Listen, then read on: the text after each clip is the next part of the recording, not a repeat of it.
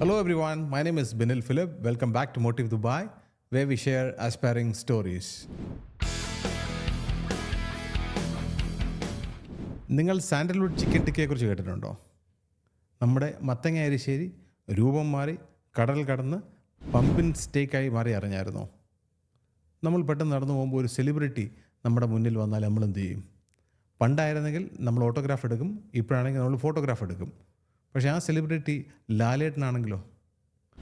ലാലേട്ടൻ ആരുടെയെന്നെങ്കിലും autograph എടുത്തായിട്ട് നിങ്ങൾ കേട്ടിട്ടുണ്ടോ? നമുക്ക് ഈ കഥകളും പല കഥകളും കേൾക്കാം directly from the celebrity chef Jomon. Hello Jomon, welcome to Dubai and welcome to motive Dubai. Thank you. എന്താണ് ജോമോൻ്റെ സുവിശേഷങ്ങൾ നമുക്ക് ചോദിക്കാം അല്ലേ? ഉറപ്പായിട്ടും. ഓക്കെ, എൻ്റെ ആദ്യത്തെ ക്വസ്റ്റ്യൻ, ജോമോൻ എന്ന മാവേലിക്കരക്കാരനിൽ നിന്ന് ജോമോൻ എന്ന സെലിബ്രിറ്റി ഷെഫായ ആ ഡിസ്റ്റൻസിൻ്റെ എക്സൈറ്റിംഗ് ആയിട്ടുള്ള ആ ജേർണി എങ്ങനെയായിരുന്നു? More than exciting, all painful ആയിരുന്നു. പക്ഷേ I'm thankful those all painful moments, കാരണം that's what made me start. അല്ലെങ്കിൽ നമ്മൾ എവിടെയെങ്കിലും ബ്രേക്ക് ആയി പോകും. അപ്പോൾ അങ്ങനെ കുറേ painful situation made me strong എന്ന് വേണേൽ പറയാം. ചേട്ടായി പറഞ്ഞാൽ അങ്ങനെ വലിയ തലയ്ക്കകത്ത് വലിയ സംഭവങ്ങളുള്ളൊരു മനുഷ്യനല്ല. ഒരു ആവറേജ് സ്റ്റുഡൻറ്റ്, 10ാം ക്ലാസ് വരെ പഠിച്ചു, പാസ്സായി. അത് കഴിഞ്ഞ് +2 പഠിക്കാൻ പോയി. അപ്പോൾ ഒരു പക്കം നാട്ടൻ പുറത്തുകാരൻ ചെക്കൻ തല്ലുള്ളി. അപ്പം സൗദിയിലാണ്. അപ്പം അറിയാലോ, 15 വയസ്സൊക്കെ ആകുമ്പോഴത്തേന് ഞാൻ ചെറുക്കനാണ് വീട്ടിൽ. ഇപ്പം പിന്നെ ഞാനായി എല്ലാം എന്നുള്ളൊരു തോന്നലുണ്ടാകുന്നൊരു സമയം. അമ്മ മാത്രമേ ഉള്ളൂ. അപ്പോൾ ഒരു ഇച്ചിരി സ്പോയിൽഡ് കൈൻഡ് ഓഫ് സാധനമായിരുന്നു. പിന്നെ ചെറിയ ബൈക്കൊക്കെ ഉണ്ട് ആ സമയത്ത്. അപ്പം ബൈക്കിൽ കറങ്ങും, ഫുഡടി, പിന്നെ ക്ലാസ്, അതിങ്ങനെ അല്ലാതെ അങ്ങനെയുള്ളൊരു വളരെ നോർമലായിട്ട് ജീവിച്ചൊരു മനുഷ്യൻ. അപ്പുറത്തെ നാട്ടുകാർക്കും വീട്ടുകാർക്കും ഒക്കെ ഒരു ചെറിയ തലവേദനയായി. അങ്ങനെ പോയിക്കൊണ്ടിരിക്കുന്ന സമയത്ത് ഒരു കോഴിക്കട ഒരുപാടിടത്ത് പറഞ്ഞിട്ടുണ്ട് ആക്ച്വലി. പക്ഷേ വിഷയം എന്ന് പറഞ്ഞാൽ നമ്മൾ ഈ +2 ഒക്കെ ആയപ്പോഴത്തേന് എൻ്റെ ഏറ്റവും വലിയൊരു ഹാബിറ്റ്സോ അല്ലെങ്കിൽ ഏറ്റവും വലിയ ഹോബി എന്ന് പറഞ്ഞാൽ ഫുഡടിയാണ്. ഇപ്പോഴും അതൊക്കെ തന്നെയാണ്. അപ്പം ഈ ഫുഡടി എന്ന് പറഞ്ഞാൽ നമുക്ക് പൈസ ഇൻകം ഇല്ല. അപ്പോൾ വീട്ടിൽ നിന്ന് പെട്രോൾ അടിക്കാൻ കാശ് തരും. അപ്പോൾ 100 രൂപയ്ക്ക് പെട്രോൾ അടിക്കാൻ എന്താ കാശ്, എന്നാൽ 70 രൂപയ്ക്ക് പെട്രോൾ അടിച്ചിട്ട് 30 രൂപ നമ്മളെടുക്കും. അപ്പം അല്ലെങ്കിൽ പണ്ട് സൈക്കിളിൽ സ്കൂളിൽ പോകുന്ന സമയത്ത് സൈക്കിൾ ഓടിച്ചിട്ട് വന്നിട്ട് വീടിൻ്റെ അടുത്ത് നമുക്ക് കാറ്റൂരി വിടും. പഞ്ചറായെന്ന് പറഞ്ഞാൽ അമ്മയുടെ 10 രൂപ മേടിക്കും. 50 പൈസയ്ക്ക് കാറ്റടിച്ചിട്ട് ബാക്കി 9 രൂപയ്ക്ക് പോയി പപ്സ് അടിക്കും. അപ്പോൾ ഇങ്ങനെയൊക്കെയുള്ള ഏർണിങ്സ്. അപ്പോൾ അതിന് മേലെ ഒന്നും ചിന്തിട്ടില്ല. അപ്പോൾ അങ്ങനെ ഇരുന്നപ്പം നമുക്ക് എൻ്റെ തന്നെ സുഹൃത്താണ് അടുത്തൊരു ചിക്കൻ ഫാം തുടങ്ങി, ജിച്ചാൻ വലിയത്ത് ചിക്കൻ ഫാം എന്ന് പറയുന്നുണ്ട്. അപ്പം അവർക്കൊരു കടയുണ്ട് ടൗണിൽ. അപ്പോൾ ഇങ്ങനെ ഇവരുടെ കൂടെ ഷട്ടിൽ കളിക്കാനും ഒക്കെ പോകുമ്പോൾ ഒരു ദിവസം ചുമ്മാ ഞാനൊന്ന് വന്നാലോ എന്ന് ചോദിച്ചിട്ട് അങ്ങനെ കടയിൽ പോയി 150 രൂപ വന്നു പുള്ളി. അപ്പം 20 രൂപ അവിടെ നിൽക്കുന്ന പയ്യനെ തന്നെ കൊടുക്കും എൻ്റെ ഈ ഡ്രസ്സ് ഒന്ന് കഴുകിയിടാൻ. അടുത്താഴ്ച പിന്നെയും ചെല്ലും. അപ്പോൾ 130 രൂപ നമുക്ക് കിട്ടും. അപ്പോൾ ഈ കടയിൽ ചെന്നപ്പം അവിടെയുള്ള മാവേലിക്കരയിലുള്ള സകലമാന ആൾക്കാരും നമ്മുടെ അടുക്കല ചിക്കൻ മേടിക്കാൻ വരുന്നത്. അപ്പോൾ അവരോടെല്ലാം ഫ്രണ്ട്സായി. അപ്പോൾ റെസ്റ്റോറൻറ്റ് ചിലപ്പോൾ നമുക്ക് സുഹൃത്തുക്കളായി അവിടെയുള്ള ആൾക്കാർ. അപ്പം അങ്ങനെയൊക്കെ ആയപ്പം ഇവിടുന്ന് ഫ്രീ ആയിട്ട് ചിക്കൻ കിട്ടും. പിന്നെ വലിയ കാറ്ററിംഗുകാരൊക്കെ ചിക്കൻ ലിവറൊന്നും കൊണ്ടുപോകാറില്ല. അപ്പോൾ അത് ലിവറൊക്കെ നമുക്ക് ആ ലിവറൊക്കെ വീട്ടിൽ കൊണ്ടുവരും. അമ്മയിൽ വറുത്തരും, അമ്മയില്ലാത്തപ്പോൾ നമ്മൾ ചിക്കൻ എടുത്തിട്ട് തന്നെ വറുത്ത് തിന്നും. അപ്പോൾ ഇങ്ങനെയുള്ള ഹാബിറ്റ്സൊക്കെ ആയി. ഒരു ദിവസം ഇവരോട് ഒരു ആപ്പെ ഓടിച്ചുകൊണ്ട് ഒരാളുടെ ഉണ്ട് കൂടെ. അപ്പം ഇങ്ങനെ പോകുന്ന വഴിക്ക് ആപ്പെ വണ്ടി മറിഞ്ഞു, വഴിയായിട്ട് പോവാം. വീടിൻ്റെ അടുത്തുള്ളൊരു വളവിന് വെച്ചിട്ട് മറിഞ്ഞു. അപ്പോൾ അത് നാട്ടുകാർ മുഴുവൻ അറിഞ്ഞ് വീട്ടിൽ ഭയങ്കര പ്രശ്നമായി. അങ്ങനെയാണ് വീട്ടിൽ അമ്മ അറിയുന്നത്. ഞാൻ കോഴിക്കടയിൽ മമ്മി ആ കോഴിക്കട ചെന്ന് ഭയങ്കര ബഹളം ഉണ്ടാക്കി. എന്നിട്ട് എന്നെ വിളിച്ച് സംസാരിച്ച് ഞാൻ പറഞ്ഞു എനിക്ക് പൈസയ്ക്ക് വേണ്ടി, അല്ലാതെ വേറെ ഒന്നുമില്ല. അപ്പോൾ പൈസയ്ക്ക് ഫുഡ് കഴിക്കാനാണെന്നുള്ളൊരു കോൺസെപ്റ്റ് ആർക്കും മനസ്സിലായില്ല. കാരണം ഉണ്ടല്ലോ 15ാം വയസ്സിൽ അപ്പം എൻ്റെ കയ്യിലിരിപ്പൊക്കെ കാണുന്നുണ്ട് ഇവൻ നശിച്ചു പോയി അല്ലെങ്കിൽ പഠിച്ചു പോയി എന്ന് പറയുന്ന ഒരു കോൺസെപ്റ്റിലേക്ക് അമ്മ അങ്ങ് നിഗമനത്തിൽ എത്തിപ്പെട്ടു. അങ്ങനെ ഒരു സാറിൻ്റെ അടുക്കൽ ചെന്ന് സംസാരിച്ചു, സാറേ ഇവൻ ഇങ്ങനെയാണ്. അപ്പോൾ സാറ് എന്നോട് സംസാരിച്ചു. അപ്പോൾ സാറിനോട് ഞാൻ ഇങ്ങനെ കാര്യം പറഞ്ഞപ്പോൾ സാറ് പറഞ്ഞു, നിനക്ക് എന്തിനാ പൈസ? ഞാൻ പറഞ്ഞു ഫുഡ് കഴിക്കാണ്.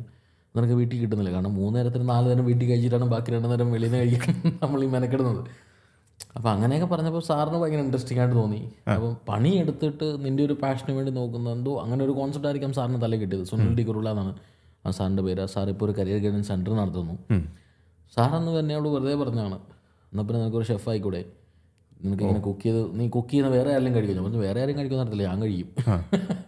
അപ്പോൾ നമുക്ക് ആ ഒരു കോൺസെപ്റ്റ് മാത്രമേ ഉള്ളൂ. അപ്പോൾ ഒരു ഷെഫ് എന്നുള്ള ഒരു കരിയർ അഡ്വാൻസ്മെൻറ്റിനെ കുറിച്ചോ അല്ലെങ്കിൽ ഒരു കരിയറിനെ കുറിച്ചും നമുക്ക് വലിയ ധാരണകളൊന്നുമില്ല. ഷെഫായാൽ ഫുഡ് അടിക്കാം എന്നുള്ള കോൺസെപ്റ്റ് മാത്രമേ ഉള്ളൂ. 15 വയസ്സാൻ്റെ തലയിൽ അതിൽ കൂടുതലൊന്നും വലിയ കാര്യങ്ങളൊന്നുമില്ല. പിന്നെ ഒരു ദിവസം എവിടെയോ ഷട്ടിൽ കളിച്ചുകൊണ്ടിരുന്നപ്പം നാട്ടിൽ ഷിപ്പിൽ ജോലി ചെയ്യുന്ന ഒരാളെ ലീവിന് വന്നപ്പോൾ പുള്ളിക്കാരൻ ഇങ്ങനെ ഷട്ടിൽ കളിക്കുന്നത് കണ്ടുകൊണ്ടിരിക്കുമ്പോൾ ഞാൻ സംസാരിക്കാൻ അവസരം കിട്ടിയപ്പം അദ്ദേഹം ഷിപ്പിലാണെന്നും ഷിപ്പിൽ ഷെഫ്മാരുണ്ടെന്നും അപ്പം അവിടെ ഒരു ജോലി കിട്ടിയ ലോകം മുഴുവൻ കാണാമെന്നും ഒക്കെയുള്ളൊരു കോൺസെപ്റ്റ് തലേ കയറി. അപ്പോൾ പിന്നെ വേറെ ഒന്നും ആലോചിച്ചില്ല, ജോലിക്ക് പോവുക, ഷിപ്പിൽ ഷെഫാകുക, ഷിപ്പിൽ ജോലി കയറുക, ലോകം മുഴുവൻ കാണുക, ലോകത്ത് മുഴുവൻ കറങ്ങിയെടുക്കുക, ലോകത്തിൽ മുഴുവൻ ഫുഡ് അടിക്കുക. പിന്നെ 1-2 കഥകൾ ഞാൻ കേട്ടുള്ളത്, മണമറിഞ്ഞ് ഫുഡിൻ്റെ ടേസ്റ്റ് മനസ്സിലാക്കുന്ന ഒരു പാചകക്കാരൻ്റെ നൈപുണ്യത്തെക്കുറിച്ച് ഒരു ദിവസം ക്ലാസ്സിലൊരു സാറ് പറഞ്ഞു കേട്ടു. അപ്പോൾ എനിക്കതൊക്കെ ഭയങ്കര ഒരു സൂപ്പർസ്റ്റിഷ്യസ് പവർ പോലെ തോന്നി. ഇല്ലേ, അതെ, എൻ്റെ ഒരു കൂട്ടുകാരനുണ്ടായിരുന്നു, ഇങ്ങനെ കുക്ക് ചെയ്തുകൊണ്ടിരിക്കുമ്പോൾ ഇങ്ങനെ മണം അറിഞ്ഞിട്ട് നമുക്ക് തന്നെ മനസ്സിലാവും. ശരിക്കും സത്യം പറഞ്ഞ സംഭവം ശരിയാണ്. കാരണം ഉപ്പുണ്ടോ ഇല്ല, ബേസിക്കലി നമ്മൾ ഈ കുക്കിംഗ് എന്ന് പറഞ്ഞ ഒരു കെമിക്കൽ പ്രോസസ്സിംഗ് ആണ് നടക്കുന്നത്, നമ്മൾ മനസ്സിലാവുന്നില്ല. ഇപ്പം അരി വേവണമെങ്കിൽ അതിനകത്ത് സ്റ്റാർച്ച് സെപ്പറേറ്റ് ആകുന്നതുകൊണ്ടാണ് അരി വേവുന്നത്, കാപ്സ് സെപ്പറേറ്റ് ആയിപ്പോൾ. അല്ലെങ്കിൽ ഇപ്പം മുട്ട വെള്ളത്തിൽ ആ സെയിം ചൂടുള്ളത്തിൽ മുട്ടയിടും അമ്മയൊക്കെ, അല്ലാതെ വേറെ വെള്ളം തിളപ്പിച്ച് മുട്ട ഉണ്ടാക്കാം. മുട്ടയുടെ തോട് നല്ലപോലെ കഴുകി കഞ്ഞിക്കകത്ത് തന്നെ ഇടും, അതിനകത്ത് നിന്ന് കോരി എടുക്കും, മുട്ട ഒഴുകി കഞ്ഞിയുമായി അമ്മയുടെ. അങ്ങനെയൊക്കെയാണ് നമ്മൾ കണ്ടുകഴിഞ്ഞത്. അപ്പം ആ സെയിം വെള്ളത്തിൽ ഹാർഡായ റൈസ് കുക്കായി സോഫ്റ്റ് ആവും, എന്നാൽ അകത്ത് ലിക്വിഡ് പോലെ ഇരിക്കുന്ന മുട്ട കുക്കായി ഹാർഡാകും. സോ സെയിം പ്രോസസ്സ്, സെയിം ലിക്വിഡാണ് യൂസ് ചെയ്യുന്നത്. പക്ഷേ ഇപ്പുറത്ത് പ്രോട്ടീൻ കോയാഗുലേറ്റ് ചെയ്ത് ഹാർഡാകും, അപ്പുറത്ത് അതിൻ്റെ സ്റ്റാർച്ച് സെപ്പറേറ്റായി സോഫ്റ്റ് ആവും. പക്ഷേ it's like A chemical process. അപ്പോൾ ആ കെമിക്കൽ കൂടെ സോഡിയം ക്ലോറൈഡ് എന്ന് പറഞ്ഞൊരു സാധനം അതിനകത്ത് ചെല്ലുമ്പം അത് അതിൻ്റെ ഫ്ലേവറിനെ റിലീസ് ചെയ്യും. അപ്പോൾ ആ സോഡിയം ക്ലോറൈഡ് കറക്റ്റ് ആകുമ്പോൾ ആ ഫ്ലേവർ കൂടുതൽ എൻഹാൻസ് ചെയ്യപ്പെടും എന്നുള്ളതാണ്. അപ്പം ഉപ്പ് കുറവാണെങ്കിൽ മണം അത്രയും വെളിയിലോട്ട് വരില്ല എന്നുള്ളൊരു ചെറിയ കോൺസെപ്റ്റാണ്. പക്ഷേ നമുക്കത് മനസ്സിലാക്കാൻ ഇയേഴ്സ് എടുത്തു. ഓക്കെ, അതിൻ്റെ കെമിക്കൽ പ്രോസസ്സ് എനിക്കറിയില്ലായിരുന്നു, പക്ഷേ ഇതിങ്ങനെ ചെയ്യുന്നുണ്ടായിരുന്നു. അതെ, ഓക്കെ, നമ്മൾ പോലും അറിയാതെ നമ്മൾ എന്തെല്ലാം കാര്യങ്ങൾ ചെയ്യുന്നു. അതെ, ഓക്കെ, അപ്പോൾ അതാണ്. പക്ഷേ it's all science. Okay, okay. ഞാൻ ഈ ഒരു വേൾഡ് സയൻസ് ഡേക്ക് ഞാൻ എഴുതിയൊരു ഞാൻ ഇങ്ങനെ ചില തോട്ട് പ്രോസസ്സൊക്കെ തലയിൽ വരുമ്പം ഞാൻ ഇൻസ്റ്റാഗ്രാമിലാണ് അതെല്ലാം കുത്തിക്കുറിക്കാറ്. അപ്പം പറഞ്ഞ ഒരു ചൂടുവെള്ളത്തിൽ ഇപ്പം നമുക്ക് ഉരുളക്കിഴങ്ങ് ഇട്ട് ബോയിൽ ചെയ്യുക, ആ ഉരുളക്കിഴങ്ങ് വെന്ത് വരും, ആ സെയിം വെള്ളത്തിൽ മുട്ട ഇട്ടാൽ മുട്ട ഹാർഡാവും. നമ്മൾ പറഞ്ഞല്ലേ, ശരിക്കും സയൻസ് ആണ്. 3D ഇൻസിനകത്ത് പറയുന്നത് സയൻസ്, ഓൾ സയൻസ് എന്ന് പറയുന്നല്ലേ. This what it is. പിന്നെ അവിടുന്ന് സ്റ്റാർട്ട് ചെയ്തു. പിന്നെ ഹോട്ടൽ മാനേജ്മെന്റ് പഠിക്കാൻ പോയി. ഹോട്ടൽ മാനേജ്മെന്റ് പഠിച്ചു. ക്യാമ്പസ് സെലക്ഷൻ ഉണ്ടായിരുന്നു. ബോംബെയിലും പൂനെയിലോട്ട് കുറേ നാൾ വർക്ക് ചെയ്തു, മംഗലാപുരത്ത് കുറേ നാൾ വർക്ക് ചെയ്തു. പിന്നെ ദുബായിൽ വന്നൊരു 4 മാസം വർക്ക് ചെയ്തു, ഫ്ലോറ ഗ്രാൻഡിൽ. That was my first salary. പിന്നെ തിരിച്ചു പോയി. ഒരു കൂട്ടുകാരൻ പറഞ്ഞത് കേട്ട് UK പോയി, അവിടെ സ്റ്റുഡൻറ് ബേസ് ആയിട്ട് പോയി. അവിടെ ഒരു സ്റ്റുഡൻ്റ് ആയിട്ട് പോയി. മാനേജ്മെന്റ് പഠിക്കാനാണ് പോയത്. അവിടെ ചെന്നപ്പം എനിക്കൊരു ഇച്ചിരി ചീറ്റിങ് സംഭവിച്ചു. അങ്ങനെ ആ കോളേജിൽ അഡ്മിഷൻ കിട്ടിയില്ല. അങ്ങനെ ലോ കോളേജിൽ അഡ്മിഷന് വേണ്ടി പോയി. അങ്ങനെ അവസാനം അവിടെ വേറൊരു PG ചെയ്തു ഹോസ്പിറ്റാലിറ്റി മാനേജ്മെന്റിൽ. അങ്ങനെ ചെയ്തുകൊണ്ടിരിക്കുമ്പോൾ തന്നെ പാർട്ട് ടൈം ചെയ്തുകൊണ്ടിരുന്ന ഒരു റെസ്റ്റോറൻറ്റ് എനിക്ക് വർക്ക് പെർമിറ്റ് ഓഫർ ചെയ്തു. അങ്ങനെ അവിടെ വർക്ക് പെർമിറ്റ് കിട്ടി. പിന്നെ അവിടുന്ന് 3-4 വർഷം കഴിഞ്ഞപ്പോൾ വേറൊരു കമ്പനിയിലോട്ട് വർക്ക് പെർമിറ്റിന് മാറി. എൻ്റെ ഇടയ്ക്ക് കല്യാണം നടന്നു, ആൾ കൂടി. അവിടുന്ന് പിന്നെ ലളിത് പോലൊരു 5-star ഹോട്ടലിലേക്ക് സെക്കൻഡ് ഇൻ കമാൻഡായിട്ട് ജോലി കയറി. അപ്പം അവിടെ ഒരാള് എനിക്ക് തോന്നുന്നു അവിടുത്തെ യങ്ങസ്റ്റ് എക്സിക്യൂട്ടീവ് ഷെഫ് UK ഒരു 5-star ഹോട്ടലിലെ യങ്ങസ്റ്റ്. അതൊരു ന്യൂസ് ചാനൽ, ഒരു ന്യൂസ് മീഡിയ ചെയ്തൊരു റിസർച്ചിൻ്റെ ഭാഗമായിട്ട് അവർ പറഞ്ഞതാണ് UK ഏറ്റവും പ്രായം കുറഞ്ഞ എക്സിക്യൂട്ടീവ് ഷെഫ്. അതായത് ഒരുപാട് യങ് ഷെഫ്മാരുണ്ട്, ഒരുപാട് മിഷലിൻ സ്റ്റാർ മേടിച്ച യങ് ഷെഫ്മാർ വരെ ഒരുപാടുണ്ട്. അതെല്ലാം റെസ്റ്റോറൻറ്റ് ഫീൽഡാണ്. പക്ഷേ ഒരു 5-star ഹോട്ടലിലെ എക്സിക്യൂട്ടീവ് ഷെഫ് ആയിട്ട് ഏറ്റവും പ്രായം കുറഞ്ഞ ആൾ ഇപ്പോഴും ഞാൻ തന്നെയാണ്. അതെങ്ങനെയായിരുന്നു അങ്ങോട്ടുള്ളൊരു ലളിതത്തിലോട്ടുള്ള ഒരു ലളിതത്തിലെന്ന് പറഞ്ഞാൽ ഞാൻ ഇവിടുത്തെ വർക്ക് ചെയ്തുകൊണ്ടിരിക്കുമ്പോൾ എന്നെ ഒരു ജോലി ഏജൻറ്റ് വിളിച്ച് പറഞ്ഞാൽ ഇങ്ങനെ ഒരു ഓപ്പർച്യൂണിറ്റി ഉണ്ട്, അങ്ങോട്ട് പോകും. അപ്പം നമ്മൾ ഈ ജോലി ചെയ്യുമ്പം UK ആകുമ്പോഴേ നമ്മുടെ ഏറ്റവും വലിയ കൺസേൺ ജോലിയുടെയും പാഷനേക്കാളും ഒക്കെ മേളിൽ നമ്മുടെ ഫാമിലിയുടെ ഒരു കംഫർട്ട് ഒരു വലിയ പ്രശ്നമാണ്. കാരണം വൈഫും ജോലിയുള്ളതാണ്, 3 കുട്ടികളുണ്ട്, കുട്ടികളെ നോക്കണം, നമുക്ക് വേറെ ആരും സപ്പോർട്ട് ചെയ്യാനില്ല. അപ്പോൾ നമ്മൾ തന്നെ അങ്ങോട്ടും ഇങ്ങോട്ടും മാറിയും തിരിഞ്ഞ് നിന്നാണ് കുഞ്ഞുങ്ങളെ നോക്കാൻ. അപ്പോൾ ഞാൻ അടുത്ത ജോലി എനിക്ക് 4 ദിവസം മാത്രം ജോലിക്കാൻ മതി, വൈഫിന് 3 ദിവസം ജോലിക്കോ. അപ്പോൾ ഇറ്റ് വാസ് കൈൻഡ് ഓഫ് ആ സൈക്കിൾ സെറ്റായ ഒരു ജോലിയായിരുന്നു. അപ്പോൾ ഞാൻ അയാളോട് പറഞ്ഞു ഞാൻ പോകുന്നില്ല, എനിക്ക് വേണ്ട, ഞാനിവിടെ സെറ്റാണ് എന്ന് പറഞ്ഞപ്പോൾ ഓക്കെ എന്നാൽ പോകണ്ട, എന്നാലും ഇതാ ഇന്നെന്ന് പറഞ്ഞ ലിങ്ക് എനിക്ക് അയച്ചിരുന്നു, ഹോട്ടലിൻ്റെ ലിങ്ക്. Of beautiful hotel. ആ ഹോട്ടൽ ലിങ്ക് കണ്ട് അതിൻ്റെ ഫോട്ടോസ് കണ്ടപ്പോൾ I just want to try എന്നൊരു തോന്നിപ്പോയി. ഞാനിപ്പോഴും ഓർക്കുന്നത് first day I stepped into the hotel. വലിയൊരു ഇറ്റ് വാസ് എ സ്കൂൾ, ഒരു ഭയങ്കര ഓൾഡ് സ്കൂള് അവർ കൺവേർട്ട് ചെയ്ത് ഹോട്ടലാക്കിയതാണ്. Whole hotel is running under theme of a school. അവിടെ ഹെഡ് മാസ്റ്റർ റൂം എന്ന് പറയുന്ന റൂമുണ്ട്, teachers room and head master room. അവിടെയാണ് ബാർ നടത്തുന്നത്. That headmaster room and teachers room was belong to the school as a headmaster room and teachers room. So all classrooms became hotel rooms.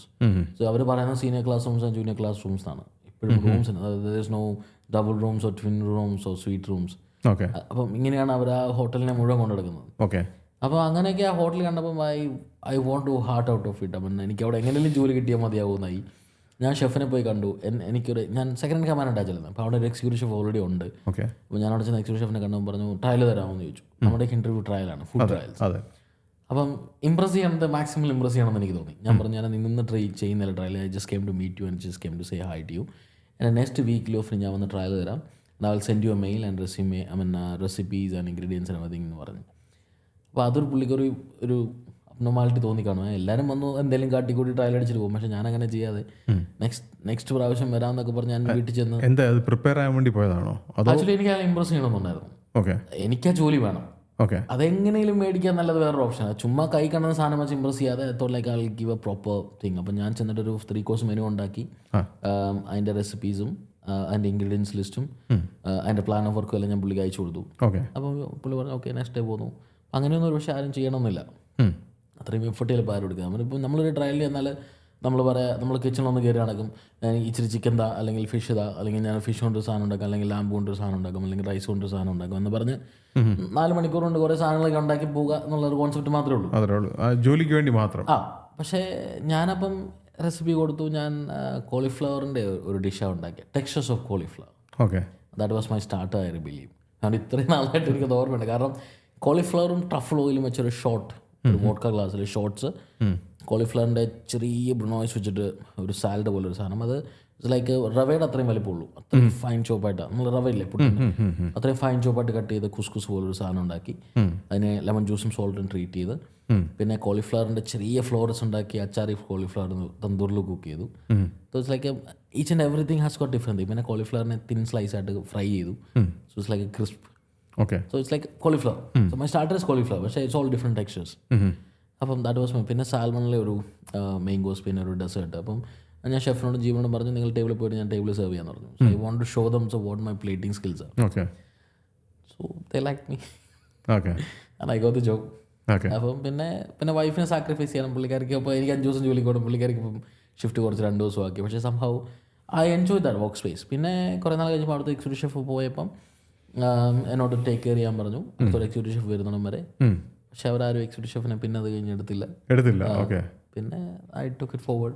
അതാണ് right time at the right place എന്ന് പറയുന്നത്. പക്ഷേ ആ right time എന്നോട് take care ചെയ്യാൻ പറയാൻ അവർക്കൊരു confidence എന്നിൽ തോന്നണം. അത് തോന്നി, ഇത് ഒരു വലിയ കാര്യമാണ്. അപ്പം അതൊരു വലിയ അനുഗ്രഹമായി. അപ്പോൾ പിന്നെ പക്ഷെ ജോമോൻ ഇപ്പോൾ ലളിതത്തിലില്ലല്ലോ. ഇല്ല. ഇപ്പോൾ എന്താണ് ചെയ്യുന്നത്? ഞാൻ അനുവിനെ വേറൊരു കാര്യം ചോദിച്ചോട്ടെ ജോമോൻ, ഈ ഷെഫിൽ നിന്നൊരു സെലിബ്രിറ്റി ഷെഫിലേക്കുള്ള യാത്ര അതെങ്ങനെയായിരുന്നു? സെലിബ്രിറ്റി ഷെഫ് നിങ്ങൾ പറയുന്നതാണ് ആക്ച്വലി. ഞാൻ my dreams and aims are still move. കാരണം എന്നെ അങ്ങനെ ഇപ്പം ചേട്ടായി സെലിബ്രിറ്റി എന്ന് പറയുന്ന ഒരു സെലിബ്രിറ്റി എല്ലാവർക്കും അറിയാം. പക്ഷേ എന്നെ അറിയാത്ത ഒരുപാട് പേരുണ്ട് ഇപ്പോഴും. ഓക്കെ. എൻ്റെ ഷെഫ് ജോമോൻ എന്ന പേരറിയാം, പക്ഷെ എൻ്റെ ഞാനാണ് ഷെഫ് ജോമോൻ എന്നറിയാത്ത ഒരുപാട് പേരുണ്ട്. മുഖം വെച്ച് പരിചയം കാണണമെന്നില്ല. ഒരു പക്ഷേ ഷെഫ് ജോമോൻ അറിയാം, പക്ഷേ എന്നെ അറിയാത്ത ഒരുപാട് പേരുണ്ട്. അപ്പോൾ ഒരു സെലിബ്രിറ്റി എന്നൊന്നും അങ്ങനെ വലിയതായിട്ട് ഡിമാൻഡ് ചെയ്യാൻ പറ്റില്ല. പക്ഷെ എന്നാലും കുറേ സെലിബ്രിറ്റികൾക്ക് ഫുഡ് ഉണ്ടാക്കി കൊടുക്കാനുള്ളൊരു ഭാഗ്യം എനിക്ക് ലൈഫിലുണ്ടായിട്ടുണ്ട്. അതിലോട്ട് നമുക്ക് വരാം. ഇപ്പോൾ ഞാൻ വർക്ക് ചെയ്യുന്നത് ടിഫിൻ ബോക്സ് എന്ന് പറഞ്ഞൊരു റെസ്റ്റോറൻറ്റ് ഗ്രൂപ്പിലാണ്. ഒരു ലളിത് പോലെ ഒരു ഗ്രൂപ്പിന്റെ കംഫർട്ട് സോണിൽ നിന്ന് ഇറങ്ങി എന്നെ ചൂട് മാറി. ചേട്ടാ ഞാൻ ഈ പരിപാടി തുടങ്ങുന്നതിന് മുമ്പ് ഞാൻ ചോദിച്ച സെയിം ക്വസ്റ്റൻ അല്ല, ചേട്ടാ എന്താ ഇത്? അപ്പം പറഞ്ഞു ചേട്ടാ ഒരു ഫിനാൻഷ്യൽ അഡ്വൈസറാണ്, പക്ഷേ ഇത് ചേട്ടായുടെ കംഫർട്ട് സോണിൽ നിന്ന് ഇറങ്ങാനാണ്. ഞാൻ ഏറ്റവും കൂടുതൽ കംഫർട്ടായി വർക്ക് ചെയ്തൊരു സ്പേസ് ആണ് Lalit. Okay. I still admire there work space. Okay. അവിടെയുള്ള ടീം എന്നെ ഒരു പയറുവള്ളിയായിട്ട് കണ്ടാൽ എനിക്ക് വളരാൻ പറ്റിയ ഒരു കപ്പത്തണ്ട് പന്തലായിരുന്നു ലളിത് എന്ന് പറഞ്ഞൊരു സാധനം. പക്ഷെ അതിന്റെ മാക്സിമത്തിൽ ഞാൻ വളർന്നു. അവിടെ ഇനി എനിക്കൊരു പ്രൊമോഷൻ ഇല്ല. സ്റ്റാഗ്നന്റ് ആയി.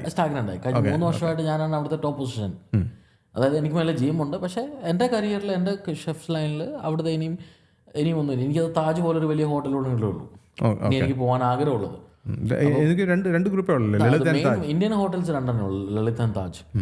താജിൽ പോകണമെന്ന് എനിക്ക് ആഗ്രഹമുണ്ട്, അവിടുത്തെ ഹെഡ് ഷെഫായിട്ടോ. അവൻ ഒരു പടി താന്നാണെങ്കിലും ഐ ഡോണ്ട് മൈൻഡ് ഗോയിങ് ദേ. പക്ഷേ വിഷയം എന്ന് പറഞ്ഞാൽ അവർ ലോക്കലി ആരെ റിക്രൂട്ട് ചെയ്യില്ല. സോ അവരുടെ ടോപ്പ് പൊസിഷൻസ് എല്ലാം അവർ നാട്ടിൽ നിന്നും അവിടെ നിന്നൊക്കെ കൊണ്ടുവരാം. താഴെ നിന്നുള്ള റിക്രൂട്ട്മെന്റ് മാത്രമേ ഇവിടെ താജിൽ നടക്കാറുള്ളൂ. പക്ഷെ അവിടുത്തെ താജിന് ഷെഫും എൻ്റെ ഫ്രണ്ടാണ്. അദ്ദേഹം എന്നെ ഇൻവൈറ്റ് ചെയ്യും, ഷെഫ് ഇങ്ങോട്ട് പോവാ, നമുക്ക് ഒരുമിച്ച് കായ പിടിക്കാം. പക്ഷെ ആ ഒരു പ്രിവിലേജ് നമുക്ക് കിട്ടി തുടങ്ങി.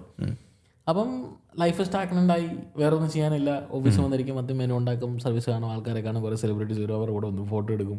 ഇതൊക്കെ അല്ലാതെ there is nothing else I am doing എന്നൊരു തോന്നൽ എനിക്ക് വന്നു തുടങ്ങി. അപ്പം ഞാൻ പിന്നെ അപ്പം അതൊന്നും മാറ്റാൻ വേണ്ടി ഇച്ചിരി പോസിറ്റിവിറ്റി എനിക്ക് ഡിഗ് ചെയ്യണമല്ലോ. സോ ഞാൻ ചെറിയ കൺസൾട്ടൻസി ഒക്കെ ചെയ്യാൻ തുടങ്ങി റെസ്റ്റോറൻറ്റുകൾക്ക്. അപ്പം ഇച്ചിരി ഡൗൺ ആയിട്ടിരിക്കുന്ന റെസ്റ്റോറൻറ്റുകളൊക്കെ എന്നെ വിളിക്കുമ്പോൾ ഞാൻ അവിടെ ചെല്ലും, അവർക്ക് വേണ്ട അഡ്വൈസ് ഒക്കെ കൊടുക്കും, മെനു സെറ്റ് ചെയ്യും. The way what they want I will set in that such a way. ചിലപ്പോൾ ഒരു ദിവസത്തേക്ക് പോകും, ചിലപ്പോൾ 2 ദിവസത്തേക്ക് പോകും, ചിലപ്പോൾ 3 ദിവസത്തേക്ക് പോകും. അപ്പം അവർക്ക് വേണ്ട കാര്യങ്ങളൊക്കെ സെറ്റ് ചെയ്തിട്ട് ലൈക്ക് ആൻ അഡ്വൈസറി മെമ്പർ, ഫ്രീലാൻസറായി ഇറങ്ങി. എന്ന് വെച്ചാൽ എൻ്റെ ഓഫിൻ്റെ സമയം വൈഫിന് ജോലിയില്ല, അപ്പം ഞാൻ ഒക്കെ ഫ്രീ ആണ്, വേറെ പണികളൊന്നുമില്ല, പിള്ളേരെ നോക്കേണ്ട പ്രശ്നങ്ങളൊന്നുമില്ല. അങ്ങനെയുള്ള ദിവസമൊക്കെ വരുമ്പം ഇപ്പം അങ്ങനെ ഒരു ഓപ്ഷൻ വന്നാൽ ഞാൻ പോകും. ഓക്കെ. അങ്ങനെ ഒരു ദിവസം എന്നെ ടിഫിൻ ബോക്സിൻ്റെ ഓണേഴ്സ്, അപ്പോൾ എനിക്ക് അവരെ അറിയാം, ലേഡി ഷീസ് ഇച്ചിരി ഹൈ പ്രൊഫൈലോ ലേഡിയാണ്, ഞങ്ങളൊക്കെ ഷിനി ചേച്ചി എന്ന് വിളിക്കും.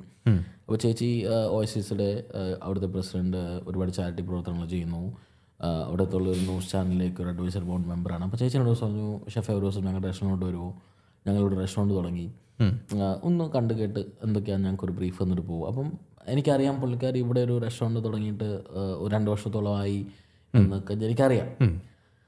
അപ്പം ഞാൻ ഓക്കെ ചേച്ചി ഞാൻ വരാമെന്ന് പറഞ്ഞു. ഞാനങ്ങനെ ഒരു 1 ഡേ ഇതിനു വേണ്ടി പോയതാണ്.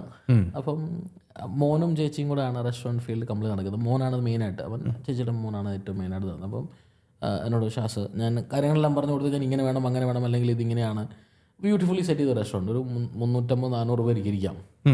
അത്രയും വലിയൊരു മലയാളി റെസ്റ്റോറൻറ്റ് UK-ലില്ല ഇപ്പം, മലയാളി റെസ്റ്റോറൻറ്റ്. അപ്പം ദാറ്റ് ഇംപ്രസ് മീ. അപ്പോൾ അതിൻ്റെ സെറ്റപ്പ് എനിക്ക് ചൂടെ ഇഷ്ടമായിട്ട് തോന്നി. പക്ഷേ nothing to compare with Lalit whatever it is. അപ്പോൾ പിന്നെ എന്നോട് ഇങ്ങനെ സംസാരിച്ചപ്പോൾ എന്നോട് ഷാസ് പയ്യനാണ്, വെരി യങ് ബ്ലഡ്, 34 വയസ്സേ ഉള്ളൂ. എന്നോട് ചോദിച്ചു, ഷെഫെ ഞങ്ങളോട് പോരുന്നെന്ന് ചോദിച്ചു. I didn't even think twice, I said no. ആ ക്വസ്റ്റ്യൻ തീരുന്നതിന് മുമ്പ് ഞാൻ പറഞ്ഞു ഒരിക്കലും വരില്ല എന്ന് പറഞ്ഞു. അങ്ങനെ തന്നെയാണ് ഞാൻ പറഞ്ഞത്. അപ്പം പുള്ളിക്കാരൻ തിരിച്ചു, ഷെഫ് എനിക്കറിയാം, ഐ എക്സ്പെക്റ്റഡ് ദാറ്റ് നോ, പക്ഷേ ഞാനൊരു ജോലിക്കാരനായിട്ടൊന്നും വിളിച്ചല്ല. We need somebody to run the show, we need a face, we need a recognition. ഞങ്ങൾക്ക് ഒരു ജോലിക്കാരനെ അല്ല വേണ്ടേ, ഞങ്ങളുടെ നിൽക്കാൻ ഒരാളെ വേണം. എന്നെ ഒരുപാട് പേര് അപ്രോച്ച് ചെയ്തിട്ടുണ്ട് ജോലിക്ക്, പാർട്ട്ണർഷിപ്പിൽ റെസ്റ്റോറൻറ്റ് തുടങ്ങാം എന്നൊക്കെ പറഞ്ഞാൽ ഒരുപാട് പേര് അപ്രോച്ച് ചെയ്തിട്ടുണ്ട്. സോ അപ്രോച്ച് ചെയ്ത ഒരു 60-70% ആൾക്കാർക്കും ദേ ബിലോങ്സ് ടു മണി. അവരുടെ മെയിൻ എയിം എല്ലാം മണി തന്നെയായിരുന്നു. അപ്പം ലൈക്ക് അവർക്കൊരു സാധനം വേണം, പൈസ കൊടുത്ത് മേടിച്ചു യൂസ് ചെയ്യുന്നുള്ളൊരു കോൺസെപ്റ്റ്. പക്ഷേ he's approach was something different. അപ്പോൾ എനിക്കുള്ള കുറേ ഭ്രാന്തുകളുണ്ട്. ഫുഡിനെ എൻജോയ് ചെയ്യാറുണ്ട് ഞാൻ.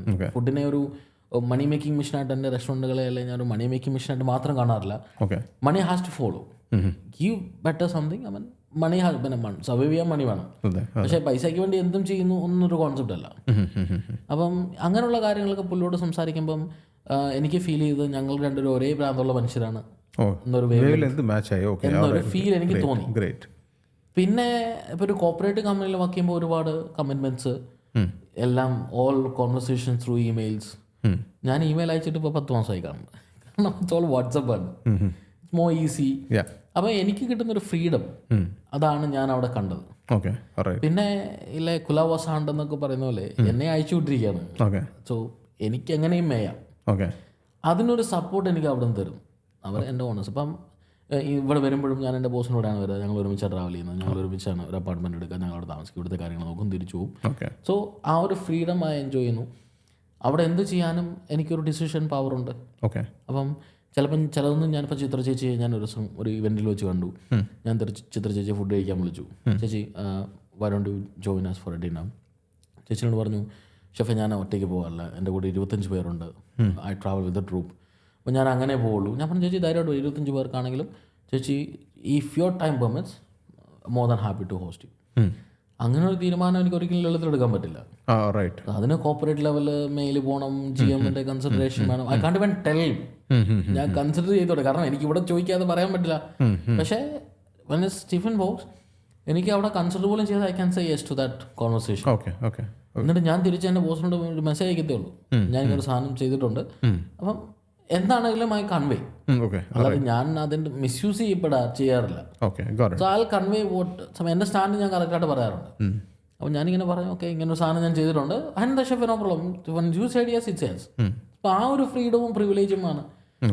ഒരു ചെറിയ ഉദാഹരണത്തിൽ പറഞ്ഞാൽ വലിയൊരു അറ്റ്ലാന്റിക് സമുദ്രം, അതിനകത്തൊരു സാൽമണ പക്ഷെ സാൽമണ് വലുപ്പമുണ്ട് വെളിയിലെടുക്കുമ്പോൾ. നമ്മുടെ കയ്യിൽ കിട്ടുമ്പോൾ സാൽമൺ നല്ല വലുപ്പമുണ്ട്. ഈ സാൽമൺ അല്ലാണ്ട് ഈ സമുദ്രം കിടക്കുമ്പോൾ ആ സാൽമൺ ഒരു വലുപ്പമില്ല. പക്ഷെ നമ്മുടെ പിന്നാമ്പുറത്ത് ഒരു ചെറിയ കുളമുണ്ട്. ആ കുളത്തിൽ ഒരു അരയണ്ണം കിടന്നാൽ ലോകർ മുഴുവൻ അരയണ്ണത്തെ കാണും. ആ ഒരു ഫീൽ ഞാനിപ്പോൾ എൻജോയ് ചെയ്യുന്നു. ഓക്കെ, അതിന് നല്ലൊരു എക്സാമ്പിൾ എനിക്ക് പറയാനില്ല. പക്ഷേ ഡെഫിനറ്റ്ലി മനസ്സിലായി, big fish in a small pond അങ്ങനെ പറയാം. പക്ഷെ എനിക്ക് എൻ്റെതായ ഒരു പ്രസൻസ് ഫീൽ ചെയ്യുന്നു, എനിക്ക് എൻ്റെതായ ഒരു ഇമ്പോർട്ടൻസ് കിട്ടുന്നു. അത് ഞാനും എൻജോയ് ചെയ്യുന്നു. പിന്നെ എനിക്ക് പറയേണ്ടിടത്തും എനിക്ക് എൻ്റെ യെസ്സിന് യെസ്സുകൾക്കും എൻ്റെ നോകൾക്ക് നോകളും അംഗീകരിക്കപ്പെടുന്നു. ഇപ്പം അതല്ലാന്നുണ്ടെങ്കിൽ അതൊരു ഹെൽത്തി ഡിബേറ്റിലേക്ക് എത്തിപ്പെടുന്നു. അല്ലാതെ ഞാൻ പറയുന്ന എല്ലാം കേട്ട് എൻ്റെ കൂടെ നിൽക്കുന്ന ഒരാളെന്നല്ല ഞാൻ പറഞ്ഞത്. അപ്പോൾ ചില കാര്യങ്ങൾ നോ ആണെങ്കിൽ അതിന് വ്യക്തമായ കാരണങ്ങൾ പുള്ളിക്കുണ്ടാവും. അപ്പോൾ ചില കാര്യങ്ങൾ ഞാൻ അംഗീകരിക്കും, ചില കാര്യങ്ങൾ ഞാൻ തിരിച്ച് കൺവിൻസ് ചെയ്യും. സോ അതൊരു ഗിവ് ആൻഡ് ടേക്ക് പോലെ. So we are still on. So I like that combo. അപ്പോൾ ദുബായിൽ ഇപ്പം വന്നിരിക്കുന്ന ടിഫിൻ ബോക്സിൻ്റെ റീബ്രാൻഡിങ്ങിനോ എന്തോ ആയിട്ടില്ലേ? അതെ, ഒരു റീലോഞ്ച് ഞങ്ങൾ പ്ലാൻ ചെയ്യുന്നു. കാരണം ഇതുവരെ നടത്തിയ ഒരു ടീമും കാര്യങ്ങളൊക്കെ ഉണ്ട്. പക്ഷെ ഞാൻ ഇതുവരെ വന്ന് എങ്ങും കൈയിട്ടിട്ടില്ല. ഞാൻ 1-2-3 വട്ടം വന്നിട്ടുണ്ടെങ്കിലും വന്ന് പോയി ഞാനൊരു ഇവിടുത്തെ കാര്യങ്ങളൊക്കെ അബ്സോർബ് ചെയ്തിട്ട് I made my own report. ഞങ്ങൾ ഓണേഴ്സുമായിട്ട് ബോസുമായിട്ട് ഞങ്ങൾ ഡിസ്കസ് ചെയ്തു. അപ്പം ഞാനായിട്ടൊന്നും ഇംപ്ലിമെൻറ്റ് ചെയ്തിട്ടില്ല. ഞാനിപ്പോൾ ഇത്രയും വന്നെങ്കിൽ ഞാൻ ഇന്നലെയാണ് ഷെഫ് കോട്ട് ഇട്ട് എൻ്റെ കിച്ചണിൽ ഇവിടെ നിൽക്കുന്നത്. ഞാൻ ഇന്നുവരെ ഷെഫ് കോട്ട് വരുന്നത് കാരണം ഇന്നലെ നിന്നതെന്ന് കാരണം ഒരു 40 പേര് പെട്ടെന്ന് ഫുഡ് കഴിക്കാൻ വരുന്നു. ഫുഡ് ടേസ്റ്റിംഗ്, ഫുഡ് പ്രസൻറ്റേഷൻ എന്നൊക്കെ പറഞ്ഞിട്ട് 40 തട്ടമുട്ടെത്താത്ത പോലെ ഞാൻ ആദ്യം കൊണ്ട് ഒരുമിച്ച് എൻ്റെ റെസ്റ്റോറൻറ്റിൽ കാണുന്നത് ഇന്നലെ. കാരണം അതൊരു വലിയ ഇവൻ്റെ പോലെ അത് നടക്കപ്പെട്ടു ഒറ്റ മെസ്സേജ് കൊണ്ട്. അപ്പോൾ അതിന് വേണ്ടിയിട്ടാണ് ഞാൻ ഷെഫ് കോട്ട്. അപ്പോൾ അതിന് വേണ്ടി പ്ലേറ്റുകൾ മേടിക്കേണ്ടി വന്നു, പ്രസൻറ്റേഷൻ ചെയ്യേണ്ടി വന്നു. അപ്പം അവർക്ക് വേണ്ടി ഒരു സ്പെഷ്യൽ മെനു ഉണ്ടാക്കി ഇന്നലെ ഞാൻ കൊടുത്തിട്ടാണ് ഞാൻ അതിൻ്റെ ഒരു ഗ്ലോയും ഒരു ഹാപ്പിനെസ് ഓൺ സ്റ്റിൽ ഗോട്ട്. ഇതുവരെ ഇല്ലാത്തൊരു സാധനം അച്ചീവിങ് ആയിട്ട് എൻ്റെ ടീമിനെ ഞാൻ സെറ്റ് ചെയ്തു, ഹയർ ചെയ്തു. അപ്പോൾ അങ്ങനെ കാര്യങ്ങളൊക്കെ നടക്കുന്ന ഒരു സൈഡിൽ കൂടെ. Okay, great. All right. ഞാൻ ഇച്ചിരി കൂടുതൽ കത്തിയടിക്കുമെന്ന് എനിക്കറിയാം. Stop me when you want. That's okay. അത് നന്നായിട്ടുണ്ട്. പിന്നെ ഇനി നമുക്ക് ഷെഫിൻ്റെ ഏറ്റവും ഇൻട്രസ്റ്റിംഗ് ആയിട്ടുള്ള സെഗ്മെൻറ്റിലേക്ക് വരാം. Okay, food segment. Yes. Okay, നമ്മൾ ഇവിടെ ദുബായിൽ ഈ സ്നാക്കുകളുടെ പല പേരുകൾ കേട്ടിട്ടുണ്ടായിരിക്കും. ചിക്കൻ പൊട്ടിത്തെറിച്ചത്, കിളിക്കൂട്. ഇത് നേരത്തെ ഉണ്ടോ എന്ന് എനിക്കറിയത്തില്ല. ഇപ്പം എൻ്റെ ഏറ്റവും വലിയ ചലഞ്ച് അതാണ്. ഞാൻ ഇങ്ങനെ ഇതുവരെ ചിന്തിച്ചിട്ടില്ലായിരുന്നു. ഇപ്പം അതിനെക്കുറിച്ചൊക്കെ ചിന്തിക്കേണ്ടി വരും. അതാണ്. അപ്പം ഇതൊക്കെ നേരത്തെ ചിലപ്പോൾ ഞാൻ സൗത്ത് സൈഡിൽ നിന്നാണ് കേരളത്തിൽ. അപ്പം നോർത്ത് സൈഡിൽ ഒരു പക്ഷേ ഇതൊക്കെ നേരത്തെ ഉണ്ടാവാം. പക്ഷേ എനിക്ക് 1-2 റെസ്റ്റോറൻറ്റ് ഓണേഴ്സിനെ അറിയാം. അപ്പോൾ അവരുടെ ഒരു ചലഞ്ച് എന്ന് പറഞ്ഞു കഴിഞ്ഞാൽ എന്തെങ്കിലും ഒരു പുതിയ പേരിൽ ഒരു പുതിയ ഐറ്റം ആഴ്ചയിൽ അല്ലെങ്കിൽ മാസത്തിൽ അവതരിപ്പിക്കുക എന്നുള്ളതാണ്. ഓക്കെ, ഇപ്പം ആ ഗെയിം ഞാൻ മനസ്സിലാക്കി തുടങ്ങുന്നു. അത് എനിക്ക് തോന്നുന്നൊരു ഇന്നോവേഷൻ്റെ എല്ലാത്തിൻ്റെയും ഒരു ഇന്നോവേഷൻ ഹബ്ബാണ് ദുബായ് എന്ന് എനിക്ക് തോന്നുന്നു. അത് ഞാൻ മനസ്സിലാക്കാനായിട്ട് 3-4 പ്രാവശ്യം വന്നപ്പോൾ ഞാൻ അത് മനസ്സിലാക്കാനുള്ള കാരണം ഇവിടുത്തെ സ്റ്റാഫ് കോസ്റ്റ് ഇച്ചിലൂടെ ചീപ്പാണ്. Okay, so you got more people in your hands. Okay, ഇപ്പം ഒരു 15 പേര് 20 പേരും വേണമെങ്കിൽ ഒരു നല്ല കിച്ചണിൽ വേണമെങ്കിൽ അഫോർഡ് ചെയ്യാൻ പറ്റും. ഓക്കെ, ഇപ്പം UK പോലുള്ള സ്ഥലത്ത് പോയാൽ 4 പേരെ വെച്ച് ഓടിക്കണം. മനസ്സിലായോ? അതുകൊണ്ട് when you have A more hands, അത് ഇച്ചിരി ക്രിയേറ്റീവ് പെടുന്ന ഹാൻഡ്സ് ആണെങ്കിൽ we can make use of them. ഇപ്പം നമ്മളൊരു 10 പേരുണ്ട്, അതിനകത്ത് 1-2 പേരൊക്കെ ഇച്ചിരി മര്യാദയ്ക്ക് ചിന്തിക്കുന്നവരാണെങ്കിൽ ഓക്കെ, നമുക്ക് എങ്ങനെയും ചൂടെ അത് ക്രിയേറ്റീവ് കാര്യങ്ങൾ എടുത്തുകൊണ്ടിരിക്കാം. പക്ഷേ UK പോലുള്ള സ്ഥലത്ത് 4 പേരുണ്ടെങ്കിൽ 4 പേരും രാവിലെ മുതൽ വൈകിട്ട് വരെ വേറെ they don't have any space to think anything else. അങ്ങനെ ഒരു സീനാണ്. അപ്പം എക്സിക്യൂട്ടീവ് ഷെഫ് എന്ന് പറഞ്ഞ ഒരാൾ, അപ്പം നമ്മുടെ നാട്ടിലോ ഇവിടെയോ ഒരു എക്സിക്യൂട്ടീവ് ഷെഫ് ഒരു ഹോട്ടലായാൽ അല്ലെങ്കിൽ ഒരു സൂ ഷെഫ് ആയിക്കോട്ടെ, അവർ സെക്ഷനിൽ പോയി പണിയെടുക്കേണ്ട കാര്യമൊന്നുമില്ല. They never. പക്ഷേ UK അങ്ങനെ കാണില്ല. അവർ each and every criteria job അവർ അത് അങ്ങനെ റെസ്പെക്ട് ചെയ്യുന്ന ആൾക്കാരാണ്. എക്സിക്യൂട്ടീവ് ഷെഫ് എന്ന് പറഞ്ഞാൽ എനിക്ക് ചിലപ്പോൾ ഓഫീസിൽ മാത്രം പോയിരിക്കാൻ പറ്റില്ല. I have to be in the kitchen. Okay, all right. See, അതാണ് അവിടുത്തെ വർക്കിംഗ് കൾച്ചർ. സോ അവിടെ 10 പേരുണ്ടെങ്കിൽ that 10 head is counted. Okay, ഇവിടെ ആ 10 പേർക്ക് ഇവിടെ 30 പേരെ പണിയെടുക്കാനും ഇറ്റ്സ് മോർ ഈസി. അതുകൊണ്ടാണ് ഇവിടെ ഒരുപാട് കാര്യങ്ങൾ നടക്കുന്നത്. ഓക്കെ, UK പോലുള്ള സ്ഥലത്ത് നടക്കാത്തതിൻ്റെ റീസൺ അതാണ്. ഓക്കെ, അപ്പം നമുക്ക് ഞാൻ ആ ഇൻട്രൊഡക്ഷനിൽ പറഞ്ഞ പോലെ അപ്പം ഈ ചിക്കൻ പൊട്ടിത്തെറിച്ച് കിളിക്കൂടെന്നൊക്കെ പറഞ്ഞ പോലെ ഒരു പേരിട്ടാണോ സാൻഡൽവുഡ് ചിക്കൻ ടിക്ക എന്ന്? അതും പിന്നെ നമ്മുടെ പംകിൻ സ്റ്റേക്ക്, അത് did you actually mean it? അത് ഇൻസ്റ്റാഗ്രാമിൽ കയറി നല്ലൊരു റിസർച്ച് എടുത്ത ലക്ഷണം ഞാൻ കാണുന്നു. സാൻഡൽവുഡ് ചിക്കൻ ടിക്ക എനിക്ക് ഇച്ചിരി വട്ടത്തരം കൂടുതലുള്ള മനുഷ്യനാണ്. ഓക്കെ, അപ്പം ഇങ്ങനെ തന്നെ പുതിയ കാര്യങ്ങൾ ചെയ്തെടുക്കുക. ഞാനൊന്ന് ചോദിച്ചോട്ടെ, ഓപ്പണായിട്ട് ചോദിച്ചോട്ടെ, ഈ സാൻഡൽവുഡ് ചിക്കൻ ടിക്ക എന്ന് പറയുമ്പോൾ നമുക്കത് ഒരു കിളിക്കൂട് ഒരു പേരാണോ എന്ന് പറഞ്ഞാൽ അത് സാൻഡൽവുഡിൻ്റെ ടേസ്റ്റ് വന്നാൽ നമുക്കത് കഴിക്കാൻ പറ്റും? ചില ഞാൻ ഇച്ചിരി സിനിമയെ കാണും. അപ്പം പുഷ്പ സിനിമ കണ്ടു ഒരു ദിവസം, പഴയ 2ാമത്തെ അല്ല 1ാമത്തെ. അപ്പോൾ അത് TV യിൽ കണ്ട് ഇങ്ങനെ തലയിൽ കിടന്നിരുന്നു. അപ്പോൾ ഒരു ദിവസം ഞാനിങ്ങനെ ബൈക്ക് ഓടിച്ചുകൊണ്ട് രാത്രി വീട്ടിലോട്ട് വരുന്ന സമയത്ത് എപ്പോഴും തലയിൽ തിന്നൊരു തോന്നൽ, എടാ സാൻഡൽവുഡ് ഇത്രയും ഫേമസ് ആണ്. നമ്മൾ പലപ്പോഴും കൂടെ പഠിച്ച കൂട്ടുകാർ ഇൻസ്ട്രുമെന്റ് ബോക്സിനകത്ത് ചന്ദനം വെച്ചിട്ടുണ്ട്, ചിലരൊക്കെ ബുക്കിനകത്ത് വെച്ചിട്ടുണ്ട്. അപ്പോൾ തുറക്കുമ്പോഴും എടുക്കുമ്പോഴൊക്കെ ഒരു ചെറിയ മണം ഫീൽ ചെയ്തിട്ടുണ്ട്. പക്ഷേ എന്തുകൊണ്ട് സാൻഡൽവുഡ് ഇതൊരു സേക്രഡ് വുഡ് എന്നാണ് നമ്മുടെ നാട്ടിൽ തീർച്ചയായും എന്തുകൊണ്ട് ഇത്രയും ഒരു സാധനം, ഒരു ഇൻഗ്രീഡിയൻറ്റിൽ സാധനം ഉണ്ടായിട്ട് why people don't use it in the food? I started researching on it. അങ്ങനെ ഒരു സാധനം എനിക്ക് കാണാൻ കഴിഞ്ഞില്ല. ഞാൻ റിസർച്ച് ചെയ്ത് നോക്കിയത് എനിക്ക് പഠിക്കാൻ വേണ്ടിയിട്ടാണ്. അങ്ങനെ എന്തെങ്കിലും ഉണ്ടെങ്കിൽ നമുക്ക് അഡാപ്റ്റ് ചെയ്യാൻ നോക്കാം. അപ്പോൾ അങ്ങനെ ഒരു സാധനം ഇല്ല. നോർമൽ മനുഷ്യനാണ് അവിടെ വിട്ടേച്ച് പോകും, ഇത് ആരും ചെയ്തില്ല. പക്ഷേ എൻ്റെ കൺസേൺ ഇത് ഇല്ലയെന്നുണ്ടെങ്കിൽ വൈ ഇറ്റ്സ് നോട്ട് ദേ. അപ്പോൾ എനിക്കൊന്ന് ഉണ്ടാക്കി കഴിച്ച് നോക്കണം എങ്ങനെ ഇരിക്കും ഈ സാധനം. സോ തന്നെ നമ്മുടെ തലയ്ക്കകത്തൊരു സാധനം പിന്നെ എണ്ണിക്കും, പിന്നെ ഭ്രാന്താണ് എങ്ങനെയും ഇതിനെ സെറ്റാക്കി എടുക്കണം. അപ്പം ഞാൻ നമ്മുടെ സപ്ലൈസിനെയൊക്കെ വിളിച്ചു. പലതരത്തിലുള്ള ചന്ദനത്തിൻ്റെ പൊടികൾ വരാൻ തുടങ്ങി, എഡിബിളായിട്ടുള്ളത്. അപ്പോൾ ആദ്യമൊക്കെ ഒരു ചന്ദനപ്പൊടി എന്ന് പറയുമ്പോൾ ഒരു മുഖത്തേക്കൊന്ന് പൗഡർ കൊണ്ടുതരാം, അതിനകത്ത് കെമിക്കലൊക്കെ ഉണ്ടോയെന്ന് അറിയത്തില്ല. So I have to get it back. ഞാൻ പറഞ്ഞു എനിക്ക് എഡിബിളായിട്ടുള്ള സാൻഡൽവുഡ് പൗഡേഴ്സ് വേണം. ഓക്കെ. അങ്ങനെ എഡിബിളായിട്ടുള്ള സാൻഡൽ പൗഡേഴ്സ് വന്നിട്ട് അതിന് ഫ്ലേവർ ഉണ്ട്, പക്ഷേ ഇറ്റ് ഡസൻ പെനട്രേറ്റ് ടേസ്റ്റ്. അതിന് ടേസ്റ്റ് ഇല്ല. ചന്ദനം is only flavour. Okay. Taste ഇല്ല, മണം മാത്രമേ ഉള്ളൂ. ചന്ദനത്തിന് ടേസ്റ്റ് ഇല്ല. നമ്മൾ കഴിച്ചാൽ നമുക്ക് എന്തോ ഒരു ക്രീം തിന്നുന്ന പോലൊരു സാധനമുള്ളൂ. പക്ഷെ കഴിക്കുമ്പോൾ നമ്മുടെ മൂക്ക് ആ മണം ടേക്ക് ഓവർ ചെയ്യും. അത് ഒരു കുത്തൽ മണമായിരിക്കില്ലേ? അല്ല, പക്ഷെ ഇത് കളറും തരത്തില്ല അധികം. ഓക്കെ. അതാ ഉരയ്ക്കുമ്പോൾ ഇത് സോളുബിൾ കളറല്ല. ഓക്കെ. ആ ഉരയ്ക്കുമ്പോൾ അവിടെ ഉണ്ടാകുന്ന കളർ മാത്രമേ ഉള്ളൂ. അപ്പോൾ ഇതൊക്കെയായിരുന്നു എൻ്റെ ചലഞ്ചസ്. ഓക്കെ. അപ്പം ഇതിനെ എവിടെ ചെയ്യും? ഞാൻ റൈസിനകത്തിട്ട് നോക്കി, പായസം ഉണ്ടാക്കി നോക്കി. അപ്പം ഇതിൻ്റെ അളവ്, അത് ഫ്ലേവറിന് വേണ്ടി ഇതിൻ്റെ അളവ് കൂട്ടുമ്പോൾ നമുക്ക് ഈ അറക്കപ്പൊടിയാണ് ഈ സാധനം. ഓക്കെ. അല്ലാതെ വേറെ സോളുബിൾ മഞ്ഞപ്പൊടിയല്ല. പാലിനകത്തിട്ട് കലക്കി ചൂടാക്കി കുടിക്കാൻ. ഇത് അറക്കപ്പൊടിയാണ്, പൊങ്ങി കിടക്കും. അപ്പോൾ ഒരു പരിധിക്ക് മേലെ യൂസ് ചെയ്യാൻ പറ്റത്തില്ല. പക്ഷേ അതിൻ്റെ ഫ്ലേവറും വേണം. അങ്ങനെ ഒരു ദിവസം ഇരുന്ന് ഇങ്ങനെ കുറേ കാര്യങ്ങൾ ട്രൈ ചെയ്തൊന്നും നടക്കുന്ന, നാനിൻ്റെ മണ്ടയ്ക്ക് ഇട്ട് നോക്കി, വർക്കാവില്ല. സാൻഡൽവുഡ് നാൻ അടിക്കാൻ നോക്കി, നടന്നില്ല. പിന്നെ റൈസിനകത്ത് ഇടാൻ നോക്കി, നടന്നില്ല. ഡെസേർട്ടിനകത്ത് ഇൻകോപ്പറേറ്റ് ചെയ്യാൻ നോക്കിയിട്ട് കൊണ്ട് എനിക്കൊരു ഹാപ്പിനെസ് കിട്ടുന്നില്ല. അപ്പം അങ്ങനെ ഇരുന്നപ്പോൾ ഒരു ദിവസം ചിക്കൻ ടിക്ക മെനുവിൽ നമ്മുടെ നോർമൽ ചിക്കൻ ടിക്ക ഉണ്ടായിക്കൊണ്ടിരിക്കുമ്പോൾ ഞാനിവിടെ ഫുഡ് പാർസൽ നിൽപ്പുണ്ട്. അപ്പം എന്നാൽ ചിക്കൻ അതുകൊണ്ട് ട്രൈ നോക്കിയാലോ എന്ന് പറഞ്ഞ് ഞാൻ ചിക്കൻ്റെ ഞാൻ ഷെഫിനോട് പറഞ്ഞു, ഷെഫ് ഒരു 5-6 പീസ് ചിക്കൻ മാറ്റി വെച്ചേക്കണം, I want to do something. അപ്പോൾ ലഞ്ചിൻ്റെ സർവീസ് കഴിഞ്ഞിട്ട് ഞാൻ സാൻഡൽവുഡൊക്കെ എടുത്തുകൊണ്ട് വന്നു. സാൻഡൽവുഡും കിച്ചടി കേബ്ര വാട്ടറും. അപ്പോൾ കളർ തരത്തില്ല സാൻഡൽവുഡ്. അപ്പോൾ ഞാൻ അതിനെ ഇൻകോപ്പറേറ്റ് ചെയ്യാൻ ഇച്ചിരി സാഫ്രൺ ഇട്ടു. അപ്പം മാരിനേഷൻ ചെയ്തു. കുക്ക് ചെയ്തപ്പം അതിന് സാഫ്രൻ്റെ ഫ്ലേവറാണ് കൂടുതൽ വന്നത്, പ്രൊമനൻ്റ്. അപ്പോൾ പിന്നെ സാഫ്രൻ്റെ ടേസ്റ്റ് കുറച്ചു. പിന്നെ അടുത്ത മാരിനേഷൻ ചെയ്യാണ്, സാഫ്രൻ്റെ സാധനം കുറച്ചു, സാൻഡൽവുഡ് ചൂട് കൂട്ടി. അങ്ങനെ ഒരു 5-6-7 വട്ടമൊക്കെ ട്രൈ ചെയ്തപ്പോൾ ഈ സാധനം ക്ലിക്കായി. അപ്പം ഞാൻ ആദ്യം ചെയ്യുന്നത് ഇത് സ്റ്റാഫിന് കൊടുക്കുക എന്നുള്ളതാണ്. ഓക്കെ. കാരണം ഞാൻ ഹോട്ടലിൽ വർക്ക് ചെയ്യുമ്പം യൂറോപ്യൻസ് ഉണ്ട്, നോർത്ത് ഇന്ത്യൻസ് ഉണ്ട്, സൗത്ത് ഇന്ത്യൻസ് ഉണ്ട്. ഇതൊരു 10 പീസ് അടിച്ച് എല്ലാവർക്കും കൊടുക്കുമ്പോൾ ക്വിക്ക് റെസ്പോൺസ്. ഓക്കെ. ഇതെന്തോ ഷെഫേ കൊള്ളാലോ, ഇത് വെരി ഫെമിലിയർ, പക്ഷെ എന്താണെന്ന് മനസ്സിലാകുന്നില്ല. ഇത് കൊള്ളാം കേട്ടോ, രസമുണ്ട് എന്ന് കഴിഞ്ഞ ഒരു സുഖം. That's clicked. എൻ്റെ അടുത്ത മെനുവിൽ വന്നു സാൻഡൽവുഡ് ചിക്കൻ ടിക്ക. ഒരുപാട് പേര് കഴിച്ചു. നമ്മുടെ ഇവിടുന്ന് RJ മിഥുൻ ചേട്ടനല്ലേ, മിഥുൻ ഏട്ടനും UK വന്നപ്പോഴും ഞാൻ കൊടുത്തതാണ് സാൻഡൽവുഡ് ചിക്കൻ ടിക്ക. ഓക്കെ. അത് ഞാൻ ചുമ്മാ ഒരു പേരിന് വേണ്ടി ചെയ്തല്ല, ഇറ്റ് ഹാസ് ഗോട്ട്. ഓക്കെ. അത് ഒരു റെഗുലർ മെനുവിലുള്ള ഐറ്റമാണ്. ഇപ്പോഴും എൻ്റെ ഞാൻ ലളിതത്തിൽ നിന്ന് ഇറങ്ങിയിട്ട് 1 വർഷമായി. ഇപ്പോഴും ആ മെനു മാറിയിട്ടില്ലെന്ന് തോന്നുന്നു. ഇപ്പോഴും എൻ്റെ മെനുവിൽ ആ സാൻഡൽവുഡ് ചിക്കൻ ടിക്ക ഉണ്ട്. Okay. One of kind of experience അല്ല, എക്സ്പെരിമെൻ്റ് അല്ലായിരുന്നു അത്. ഞാൻ was madly behind it. Okay. Alright. Okay. എന്തോ ഒരു ചിലപ്പോൾ റൈറ്റ് ആകാതിരിക്കാൻ കേട്ടോ, അങ്ങനെ ചിലപ്പോൾ പോയിട്ട് ഒന്നും പറ്റാത്ത അവസരങ്ങൾ ഉണ്ടായിട്ടുണ്ട്. പക്ഷേ അത് ക്ലിക്കായി, അത് it's worked. Okay. Okay. Alright. That's great. Thank you. പിന്നെ ഇത് നമ്മുടെ ഈ ഫുഡ് പ്ലേറ്റിംഗ് ചെയ്യാൻ ഇറങ്ങി തിരിച്ചത് എൻ്റെ ലൈഫിലുണ്ടായ ഒരു ഇൻസിഡൻ്റ് ആണ്. ഞാൻ ഈ സെക്കൻഡ് കമാൻഡിൽ ലളിതൽ കയറി എന്ന് പറഞ്ഞില്ലേ, അപ്പോൾ അവിടുത്തെ ഷെഫ് എന്നോട് ഒരു വട്ടം പറഞ്ഞു, നിങ്ങളുടെ ഒരു ഡിഷ് വേണം മെനുവിൽ ഇട്ടോ. അപ്പം 5 സ്റ്റാർ ഹോട്ടലിൽ വർക്ക് ചെയ്യുന്നു. ലണ്ടനിലെ 5 സ്റ്റാർ ഹോട്ടലിലെ മെനുവിൽ എൻ്റെ ഒരു ഡിഷ് ഇടാൻ എനിക്ക് കിട്ടിയൊരു അവസരം. ഓക്കെ. ഞാൻ ഇട്ടത് കപ്പയും മീൻകറിയാണ്. കൊച്ചിക്കാരുടെ കപ്പയും മീൻകറി നിങ്ങൾ പറഞ്ഞ ഒരു സാധനം മെനുവിലിട്ടു. എൻ്റെ ഭാഗ്യം കൊണ്ടോ നിർഭാഗ്യം കൊണ്ടോ 3 ആഴ്ചയിൽ 2 പോർഷനാണ് വിറ്റത്. ഞാൻ മാത്രമേ ഒരു മലയാളി ആ ഹോട്ടലിലുള്ള ഒന്ന് ജോലിക്കുള്ളൂ.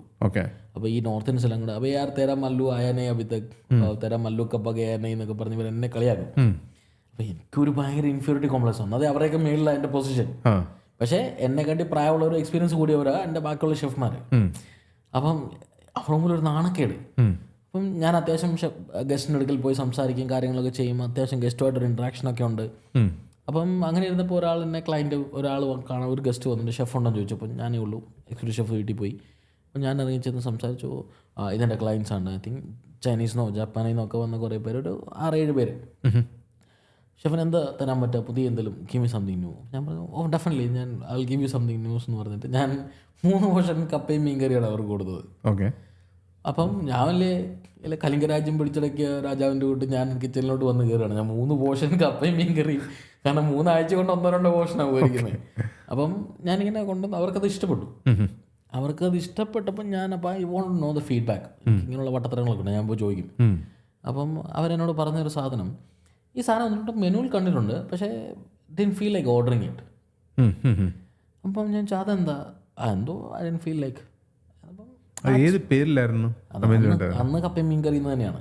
Okay. That's made me think എന്തുകൊണ്ട് ഈ സാധനം അവർ ഓർഡർ ചെയ്തില്ല. പക്ഷെ അവർക്ക് ഇഷ്ടപ്പെട്ടു ഫുഡ്.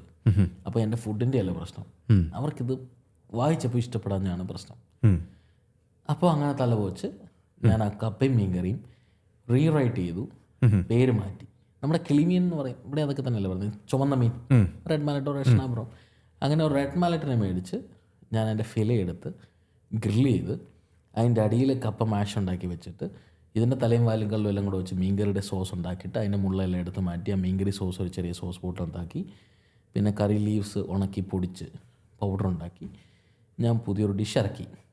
ഗ്രിൽഡ് റെഡ് മലറ്റ് സെർവ്ഡ് വിത്ത് കസാവ മാഷ് and Alleppey Munk fish curry sauce and garnish with curry leaves test. Okay.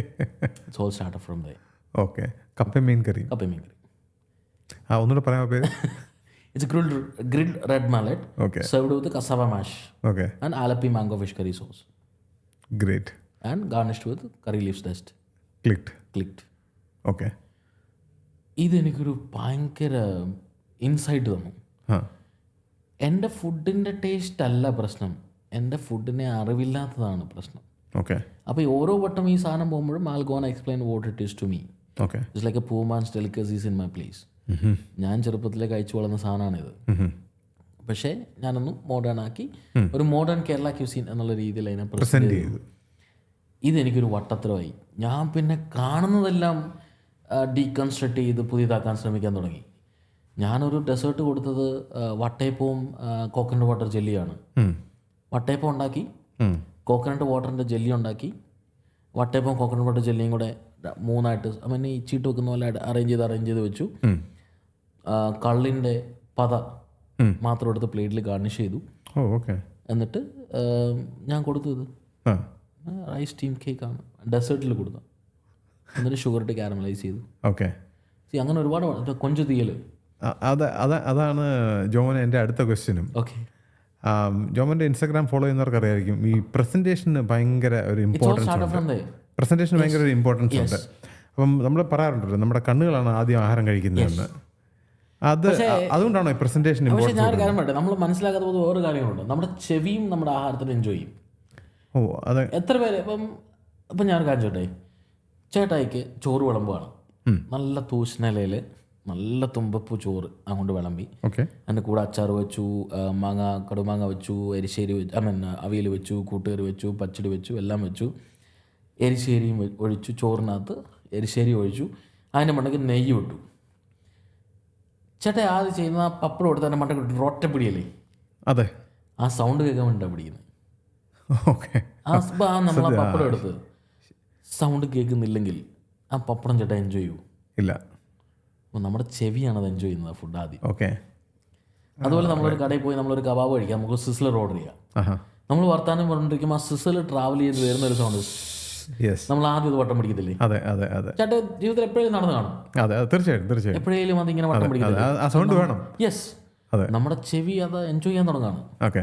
ഒരു പക്ഷേ അതും കഴിഞ്ഞിട്ട് നമുക്ക് അതിനൊരു വിഷ്വൽ ഫീൽ കിട്ടുള്ളൂ ചില ഡിഷുകൾക്ക്. ഓക്കെ. അപ്പം ചെവിയും എൻജോയ് ചെയ്യും നമ്മുടെ ഫുഡ്, നമ്മുടെ കണ്ണും എൻജോയ് ചെയ്യും, നമ്മുടെ മൂക്ക് എൻജോയ് ചെയ്യും. അതുകൊണ്ടാണ് ഈ പ്രസന്റേഷനിൽ ഇത്ര ഇമ്പോർട്ടൻസ് കൊടുക്കുന്നത് അല്ലേ? കാരണം എൻ്റെ ഫുഡ് ഞാൻ ചെയ്ത ഒരു സാധനം എന്ന് പറഞ്ഞാൽ എൻ്റെ ഫുഡിനെ പ്രസൻറ്റ് ചെയ്യായിരുന്നു ഞാൻ. അപ്പം ഇപ്പോൾ എരിശ്ശേരി ഒരാൾക്ക് ഒരു ബക്കറ്റ് എരിശ്ശേരി കൊണ്ട് കൊടുത്താൽ ഒരു ഇംഗ്ലീഷുകാരനും ഒരു മനുഷ്യനും കഴിയത്തില്ല. ഇത് സാർ എൻ്റെ എരിശ്ശേരിയാണ്, നമ്മുടെ നാട്ടിൽ സദ്യയിൽ വിളമ്പതാണ്, ഇന്ന് ഒരുപോലെ എരിശ്ശേരി കഴിച്ചു എന്ന് പറഞ്ഞാൽ സൂപ്പ് കൊടുക്കുന്ന പോലെ കൊണ്ട് പൊറിച്ച പോലെ കൊണ്ട് കൊടുത്താൽ nobody will eat erissery. Okay. പക്ഷേ ആ സെയിം സാധനത്തിന് ഞാൻ പംകിൻ സ്റ്റേക്ക് എന്ന് പറഞ്ഞ മെനുവിൽ പംകിൻ സ്റ്റേക്ക് ചേട്ടാ ഒന്നും ആലോചിച്ചില്ലേ? പംകിൻ സ്റ്റേക്ക് കണ്ടപ്പോൾ hope you seen the presentation. പക്ഷെ അത് ചെയ്യാൻ എടുക്കുന്ന എഫേർട്ട് ഭയങ്കര. അവ പംകിൻ സ്റ്റേക്ക് എന്ന് പറഞ്ഞപ്പോൾ ചുമ്മാ എരിശ്ശേരി മത്തങ്ങ കൊടുക്കല്ല, ഈ മത്തങ്ങ റൈറ്റ് മത്തങ്ങ ചൂസ് ചെയ്യണം. അതിനൊരു 4-5 ഡിഫറെൻറ്റ് ടൈപ്സ് ഓഫ് മത്തങ്ങ ഞാൻ മേടിച്ച് സ്വയം തിന്ന് നോക്കിയിട്ടുണ്ട്. കാരണം അതൊരു മലേഷ്യൻ പംകിനാണ്, വെരി സ്മോൾ, ഇത്രയേ ഉള്ളൂ അതിൻ്റെ വലിപ്പം. പക്ഷെ green is in out side, പക്ഷെ നല്ല സോഫ്റ്റ് ആണ്. ഗ്രിൽ ചെയ്യുമ്പം അതിനൊരു സ്വീറ്റ്നെസ് കിട്ടും. അല്ല ചുമ്മാ നോർമൽ പംകിന് കൊടുത്ത് അതിനൊരു ഇല്ലാതെ ചുമ്മാ എന്തോ തന്നെ തിന്നുന്ന പോലെ കഴിച്ചിട്ട് കാര്യമില്ല. ഇതിന്റെ പുറകിലെടുക്കുന്ന റിസർച്ച് ഭയങ്കര എഫേർട്ടാണ്. കാരണം ആ റൈറ്റ് സൈസ് കിട്ടണം, അല്ലെങ്കിൽ എങ്ങനെ സെർവ് ചെയ്യും. കാരണം പ്രസന്റേഷൻ ആണ് എന്റെ മെയിൻ. അപ്പം വലിയൊരു മത്തങ്ങ പംകിൻ മേടിച്ചിട്ട് ചുമ്മാ ക്യൂബ്സ് ആയിട്ട് കൊടുക്കാതെ എങ്ങനെ ഡിഫറെൻ്റ് ആയിട്ട് എന്നെ പ്ലേറ്റ്. അപ്പം ചെറിയ മത്തങ്ങ മേടിക്കും, ഇച്ചിരി മോർ സ്വീറ്റ് ആണ്, അതിനെ അമ്പിളി മാമനെ പോലെ തന്നെ കട്ട് ചെയ്യും. സോ ആ അമ്പിളി മാമനെ പോലെ തന്നെ അത് ഒരു അമ്പിളി മാമൻ എന്ന് പറഞ്ഞാൽ ആ ഒരു മൂൺ ഷേപ്പ്. അപ്പോൾ പക്ഷെ നമുക്ക് സ്റ്റേക്ക് കഴിക്കുമ്പോൾ നമുക്ക് ഫോർക്ക് നൈഫ് വെച്ച് ഇച്ചിരി കട്ടി വേണ്ടേ? അതാണ്. അപ്പോൾ അതിനെ ഞാൻ റോസ്റ്റ് ചെയ്യും. So I roasted that pumpkin in the oven. അപ്പോൾ അതിനെ റോസ്റ്റ് ചെയ്യുമ്പോൾ അത് ഒരു പ്രസന്റ് ചെയ്യാൻ പറ്റുന്ന പോലെ, അപ്പോൾ അതിനെ മുറിച്ച് കഴിക്കാം. അതിൻ്റെ ട്രിമ്മിങ്സ് കൊണ്ട് ഞാൻ എരിശ്ശേരി ഉണ്ടാക്കി. എന്നിട്ട് I place it erissery on the plate and I place the steak on top of the erissery. മനസ്സിലായി? കാരണം അത് പ്രോട്ടീൻസും കാർബ്സും എല്ലാം ഉണ്ട് അപ്പം. എന്നിട്ട് ഞാൻ ഗാർണിഷ് ചെയ്തത് നമ്മൾ എരിശ്ശേരിക്കകത്ത് ഇച്ചിരി തേങ്ങ വറുത്തതും കടുക് വറുക്കുമ്പോൾ അതിനകത്ത് തേങ്ങാപ്പീര ഇടും. സോ അതിന്മേട്ട് തേങ്ങാപ്പീരയും കരിയാപ്പിലയൊക്കെ ഇട്ട് ഞാൻ വറുത്ത് ഒരു ഗാർണിഷും ഉണ്ടാക്കി to give a dust on top of it. ഞാൻ എൻ്റെ ഡിഷ് റീക്രിയേറ്റ് ചെയ്തതല്ല. എരിശ്ശേരി അറിയാൻ വയ്യാത്ത ഒരാൾക്ക് ഞാൻ ഈ സാധനം കൊണ്ട് സെർവ് ചെയ്തിട്ട് എനിക്ക് അവരോട് പറയാനൊരു സ്റ്റോറി ഉണ്ട് ആ ഡിഷിൻ്റെ പുറകിൽ. എൻ്റെ കോൺസെപ്റ്റ് അതാണ്.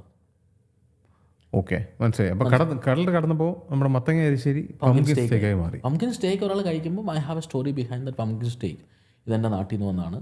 എൻ്റെ പേര് ജോമോൻ എന്നാണ്. ഞാൻ കേരളം എന്ന് പറഞ്ഞൊരു സ്ഥലത്തു നിന്ന് വന്നാണ്. ഞാൻ അവിടെ ചെറുപ്പം മുതലേ കഴിച്ചു വളർന്ന സാധനമാണ്. എൻ്റെ അമ്മ വീട്ടിൽ ഉണ്ടാക്കി തന്ന സാധനമാണ്. സദ്യക്ക് ഒഴിച്ചു കൂട്ടാൻ പറ്റുന്ന സാധനമാണ്. അപ്പം I am standing for my culture and my food to the people who never know my culture about the food. അതെ, എനിക്ക് തോന്നുന്നു ഫുഡ് ഇപ്പം ഞാൻ ഈ ദുബായിൽ താമസിക്കുന്നതുകൊണ്ടാണ് തോന്നുന്നു നമ്മൾ പറയാറുണ്ടല്ലോ music transcends all languages, same food also transcends all cultures actually. പക്ഷേ അതിനെ അവർക്ക് വേണ്ടുന്ന പോലെ ഞാൻ പരിചയപ്പെടുത്തി കൊടുക്കുന്നു. എന്നെ ഒരുപാട് പേര് ക്രിറ്റിസൈസ് ചെയ്തവരുണ്ട് കേട്ടോ. നീ നമ്മുടെ ഫുഡിനെ കുളമാക്കാണെന്ന് പറയുന്നവരുണ്ട്. നീ എന്തോ ഈ കാട്ടിക്കൂടുന്നേ, ഇത്ര നല്ല ഡിഷിനെ നീ കുളമാക്കി എന്ന് പറയുന്നവരുണ്ട്. അപ്പം ഞാൻ അവരോടൊക്കെ പറയുന്നത്, ഞാനിത് എരിശ്ശേരി എന്ന് പറഞ്ഞല്ല കൊടുക്കുന്നത്. This dish influenced me and എന്നെ ഇൻഫ്ലുവൻസ് ചെയ്ത എൻ്റെ ഡിഷ് എരിശ്ശേരിയാണ്. ഇത് കഴിക്കുമ്പോൾ യു വിൽ ഫീൽ എരിശ്ശേരി. ഇപ്പോൾ ഒരു മലയാളി അത് കഴിച്ചാലും അവനത് എരിശ്ശേരി തന്നെയാണ്. കാരണം എരിശ്ശേരിയുടെ ടേസ്റ്റ് ആണ് അതിന്. I want deviate from the flavours and authenticity. ആ പ്രസന്റേഷന് വേണ്ടി ഞാൻ എൻ്റെതായ ചില ട്വീക്കുകൾ നടത്തും എന്നുള്ളതേ ഉള്ളൂ. എന്താണ് നമ്മുടെ സിഗ്നേച്ചർ ഡിഷ്? എന്നോട് ഒരുപാട് പേര് ചോദിക്കാറ്. ഇന്നലെയും വന്ന കുറേ പേര് ചോദിച്ചു ഷെഫിൻ്റെ സിഗ്നേച്ചർ ഡിഷ് ആണ്. എനിക്കതിന് ഒറ്റ ഉത്തരവേ പറയാനുള്ളൂ. ഞാൻ ഈ ഉണ്ടാക്കുന്ന ഡിഷുകളെല്ലാം ഇങ്ങനെ ഇപ്പോൾ സാലമൺ ചിക്കൻ ടിക്ക ഞാനെടുത്ത എഫേർട്ട് എനിക്കല്ലേ അറിയത്തുള്ളൂ. ഈ പംകിൻ സ്റ്റേക്ക്, അതുപോലെ തന്നെ വേറെ അങ്ങനെ പല ഡിഷുകളും. അങ്ങനെ വെച്ച് നോക്കുമ്പോൾ എനിക്ക് 3 പെൺകുട്ടികളാണ്. ഇതിൽ ആരാ എന്നോട് ഏറ്റവും ഫേവറേറ്റ് എന്ന് ചോദിച്ചാൽ ഞാൻ എന്ത് പറയും? So all 3. സോ ഞാൻ എടുക്കുന്ന ഡിഷുകളെല്ലാം ഞാൻ റീക്രിയേറ്റ് ചെയ്യപ്പെടുന്നതും ഞാൻ ക്രിയേറ്റ് ചെയ്യപ്പെടുന്ന ഡിഷുകളും എല്ലാം it's all close to heart. കാരണം എൻ്റെ ഇമോഷൻസ് ആണ് അതെല്ലാം. എനിക്ക് അതിൽ നിന്ന് ഒരു മാറ്റി വെച്ചിട്ട് ഇതാണ് എൻ്റെ മോസ്റ്റ് ഫേവറേറ്റ് അല്ലെങ്കിൽ ഇതാണ് എൻ്റെ സിഗ്നേച്ചർ ഡിഷ് എന്ന് പറയാൻ എന്നെ കൊണ്ട് ഇതുവരെ കഴിഞ്ഞിട്ടില്ല. ചിലർ എന്നെ അഡ്വൈസ് ചെയ്യാറുണ്ട്, ഷെഫ്മാർക്കൊക്കെ ഒരു സിഗ്നേച്ചർ ഡിഷ് വേണം, എന്നാലേ അവർ സക്സസ് ആവുള്ളൂ, സിഗ്നേച്ചർ ഡിഷ് കഴിക്കാൻ വേണ്ടി ആൾ വരും. ഞാൻ പറയാം, എൻ്റെ പൊന്നു പോയി, ഞാൻ പൊട്ടനാണോ, ഞാൻ വ്യത്യസ്തനായ ബാലനാണ്, എനിക്ക് അങ്ങനെ ഒരു സാധനം ഇല്ല. കാരണം എനിക്കെല്ലാം എൻ്റെ ഫേവറേറ്റ് ആണ്, എല്ലാം എൻ്റെ സിഗ്നേച്ചർ ഡിഷുകളാണ്. ഇനി അങ്ങനെ ഉണ്ടെങ്കിൽ ഞാൻ വേണ്ട എൻ്റെ സിഗ്നേച്ചർ ഡിഷുകൾ വെച്ചിട്ട് നിങ്ങൾക്ക് ഒരു ടേസ്റ്റിംഗ് മെനു വേണേൽ ഉണ്ടാക്കി തരാം.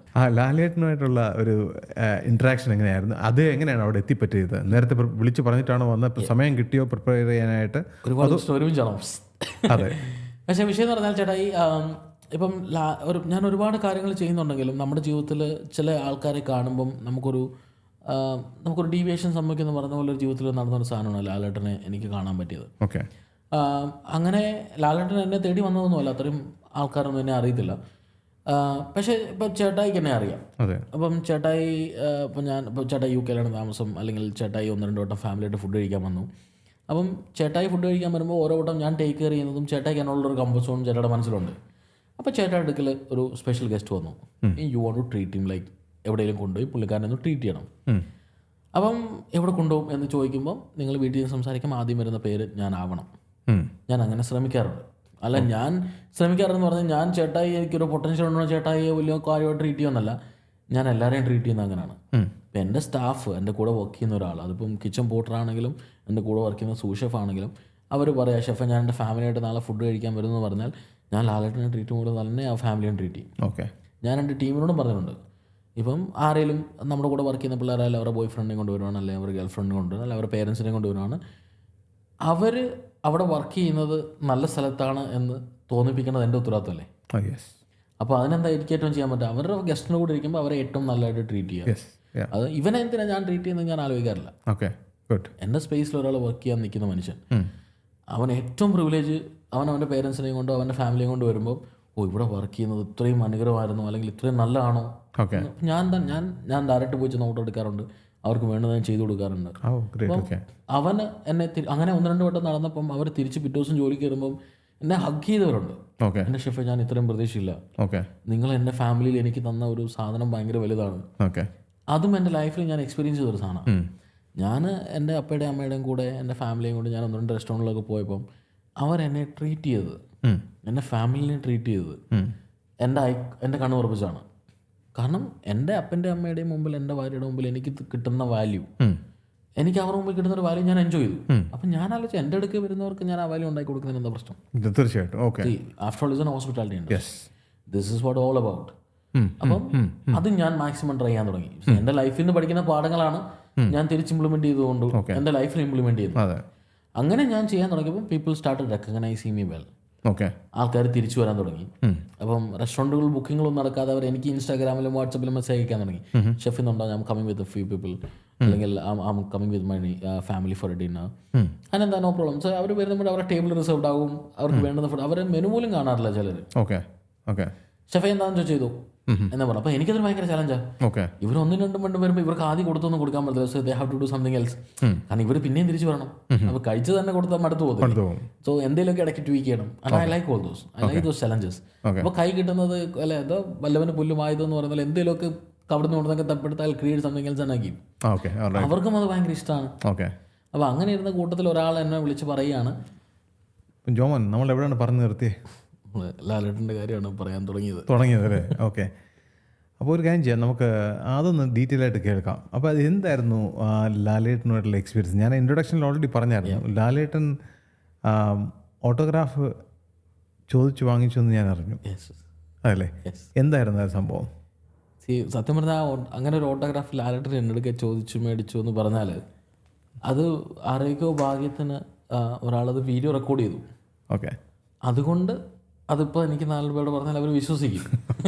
അപ്പോൾ എന്നെ ഭാര്യയോട് ചെയ്തിട്ട് ഞാൻ പറയാം, ഇടീ ലാലേട്ടൻ എൻ്റെ ഓട്ടോഗ്രാഫ് മേടിച്ച് പറഞ്ഞപ്പോൾ കള്ളം പറയാമെന്നല്ലേ പറയുന്നുള്ളൂ. സോ ജോമൻ, ഇനി വളരെ ഇൻട്രസ്റ്റിംഗ് ആയിട്ടുള്ളൊരു ചോദ്യമാണ് ഞാൻ ചോദിക്കാൻ പോകുന്നത്, മലയാളികൾക്ക് പ്രത്യേകിച്ച്. നമ്മുടെ ലാലേട്ടൻ്റെ കയ്യിൽ നിന്ന് ഓട്ടോഗ്രാഫ് കിട്ടിയ കഥ എനിക്ക് അറിയാം, എന്നോട് പറഞ്ഞിട്ടുണ്ട്. അതിലോട്ട് എങ്ങനെയാണ് എത്തിപ്പറ്റിയത്? ലാലേട്ടനോട് ഉണ്ടായിരുന്നോ, അദ്ദേഹത്തിന് റെസ്റ്റോറൻറ്റിലോട്ട് വോക്കിനായിട്ട് വന്നതാണോ, അത് നേരത്തെ വിളിച്ച് പറഞ്ഞിട്ട് വന്നതാണോ, എങ്ങനെയായിരുന്നു ആ ഒരു സംഭവം നടന്നത്? ഇപ്പോൾ അത് അന്ന് ആ ലാലേട്ടൻ ഓട്ടോഗ്രാഫ് വന്ന ഒരാൾ വീഡിയോ എടുത്താണ് നമ്മുടെ ജീവിതത്തിലെ ഏറ്റവും വലിയൊരു അംഗീകാരം നമുക്ക് കിട്ടിയത്. കാരണം അല്ലെങ്കിൽ ആരും വിശ്വസിക്കത്തില്ല. വീട്ടിൽ ചെന്ന് ഭാര്യയോട് പറഞ്ഞപ്പോലും പുള്ളിക്കാരി ഒരു പക്ഷേ അത് വിശ്വസിക്കണമെന്നില്ല എന്ന് പറഞ്ഞ പോലെ ഓട്ടോഗ്രാഫ് കയ്യിരിക്കില്ലേ എന്ന് പറഞ്ഞപ്പോൾ ആർക്കും ചെയ്ത് കൊടുക്കില്ല. ലാലേട്ടൻ തന്നതെന്ന് എന്താ ഉറപ്പ്? അപ്പം അങ്ങനെ ഒരു സംഭവം നടന്നത്. അപ്പം ചേട്ടായി ഇപ്പം UK താമസിക്കുന്ന ഒരു മനുഷ്യനാണെന്ന് വെച്ചോ.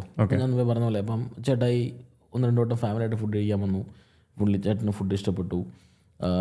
ആ ഒരു കംഫർട്ട് സോൺ ചേട്ടായി തരും. അപ്പോൾ ചേട്ടായിയുടെ ഒരു ക്ലോസ് ഫ്രണ്ട് ചേട്ടായി കാണാൻ വരികയാണ്. അപ്പം ചേട്ടായി ഫാമിലി വിചാരിക്കുകയാണ് എന്നാൽ പുള്ളി എവിടെയെങ്കിലും കൊണ്ടുപോയി നമുക്ക് ട്രീറ്റ് ചെയ്യാം. അങ്ങനെ നിങ്ങൾ വീട്ടിൽ നിന്ന് സംസാരിക്കുമ്പോൾ ആദ്യം വരുന്ന പേര് എൻ്റെ ആയിരിക്കണം. അപ്പം അത് ചേട്ടായി ഫീൽ ചെയ്യുന്ന കംഫർട്ട് സോണാണ് എൻ്റെ അടുക്കൽ കൊണ്ടുവരാൻ. അങ്ങനെ വരുന്നവരെല്ലാം ഞാൻ അങ്ങനെ ട്രീറ്റ് ചെയ്യുന്നത് കൊണ്ടാകാം നമുക്കും ചിലപ്പം നമ്മുടെ യൂണിവേഴ്സ് നമുക്കും എന്തെങ്കിലുമൊക്കെ തിരിച്ചു തരുമല്ലോ.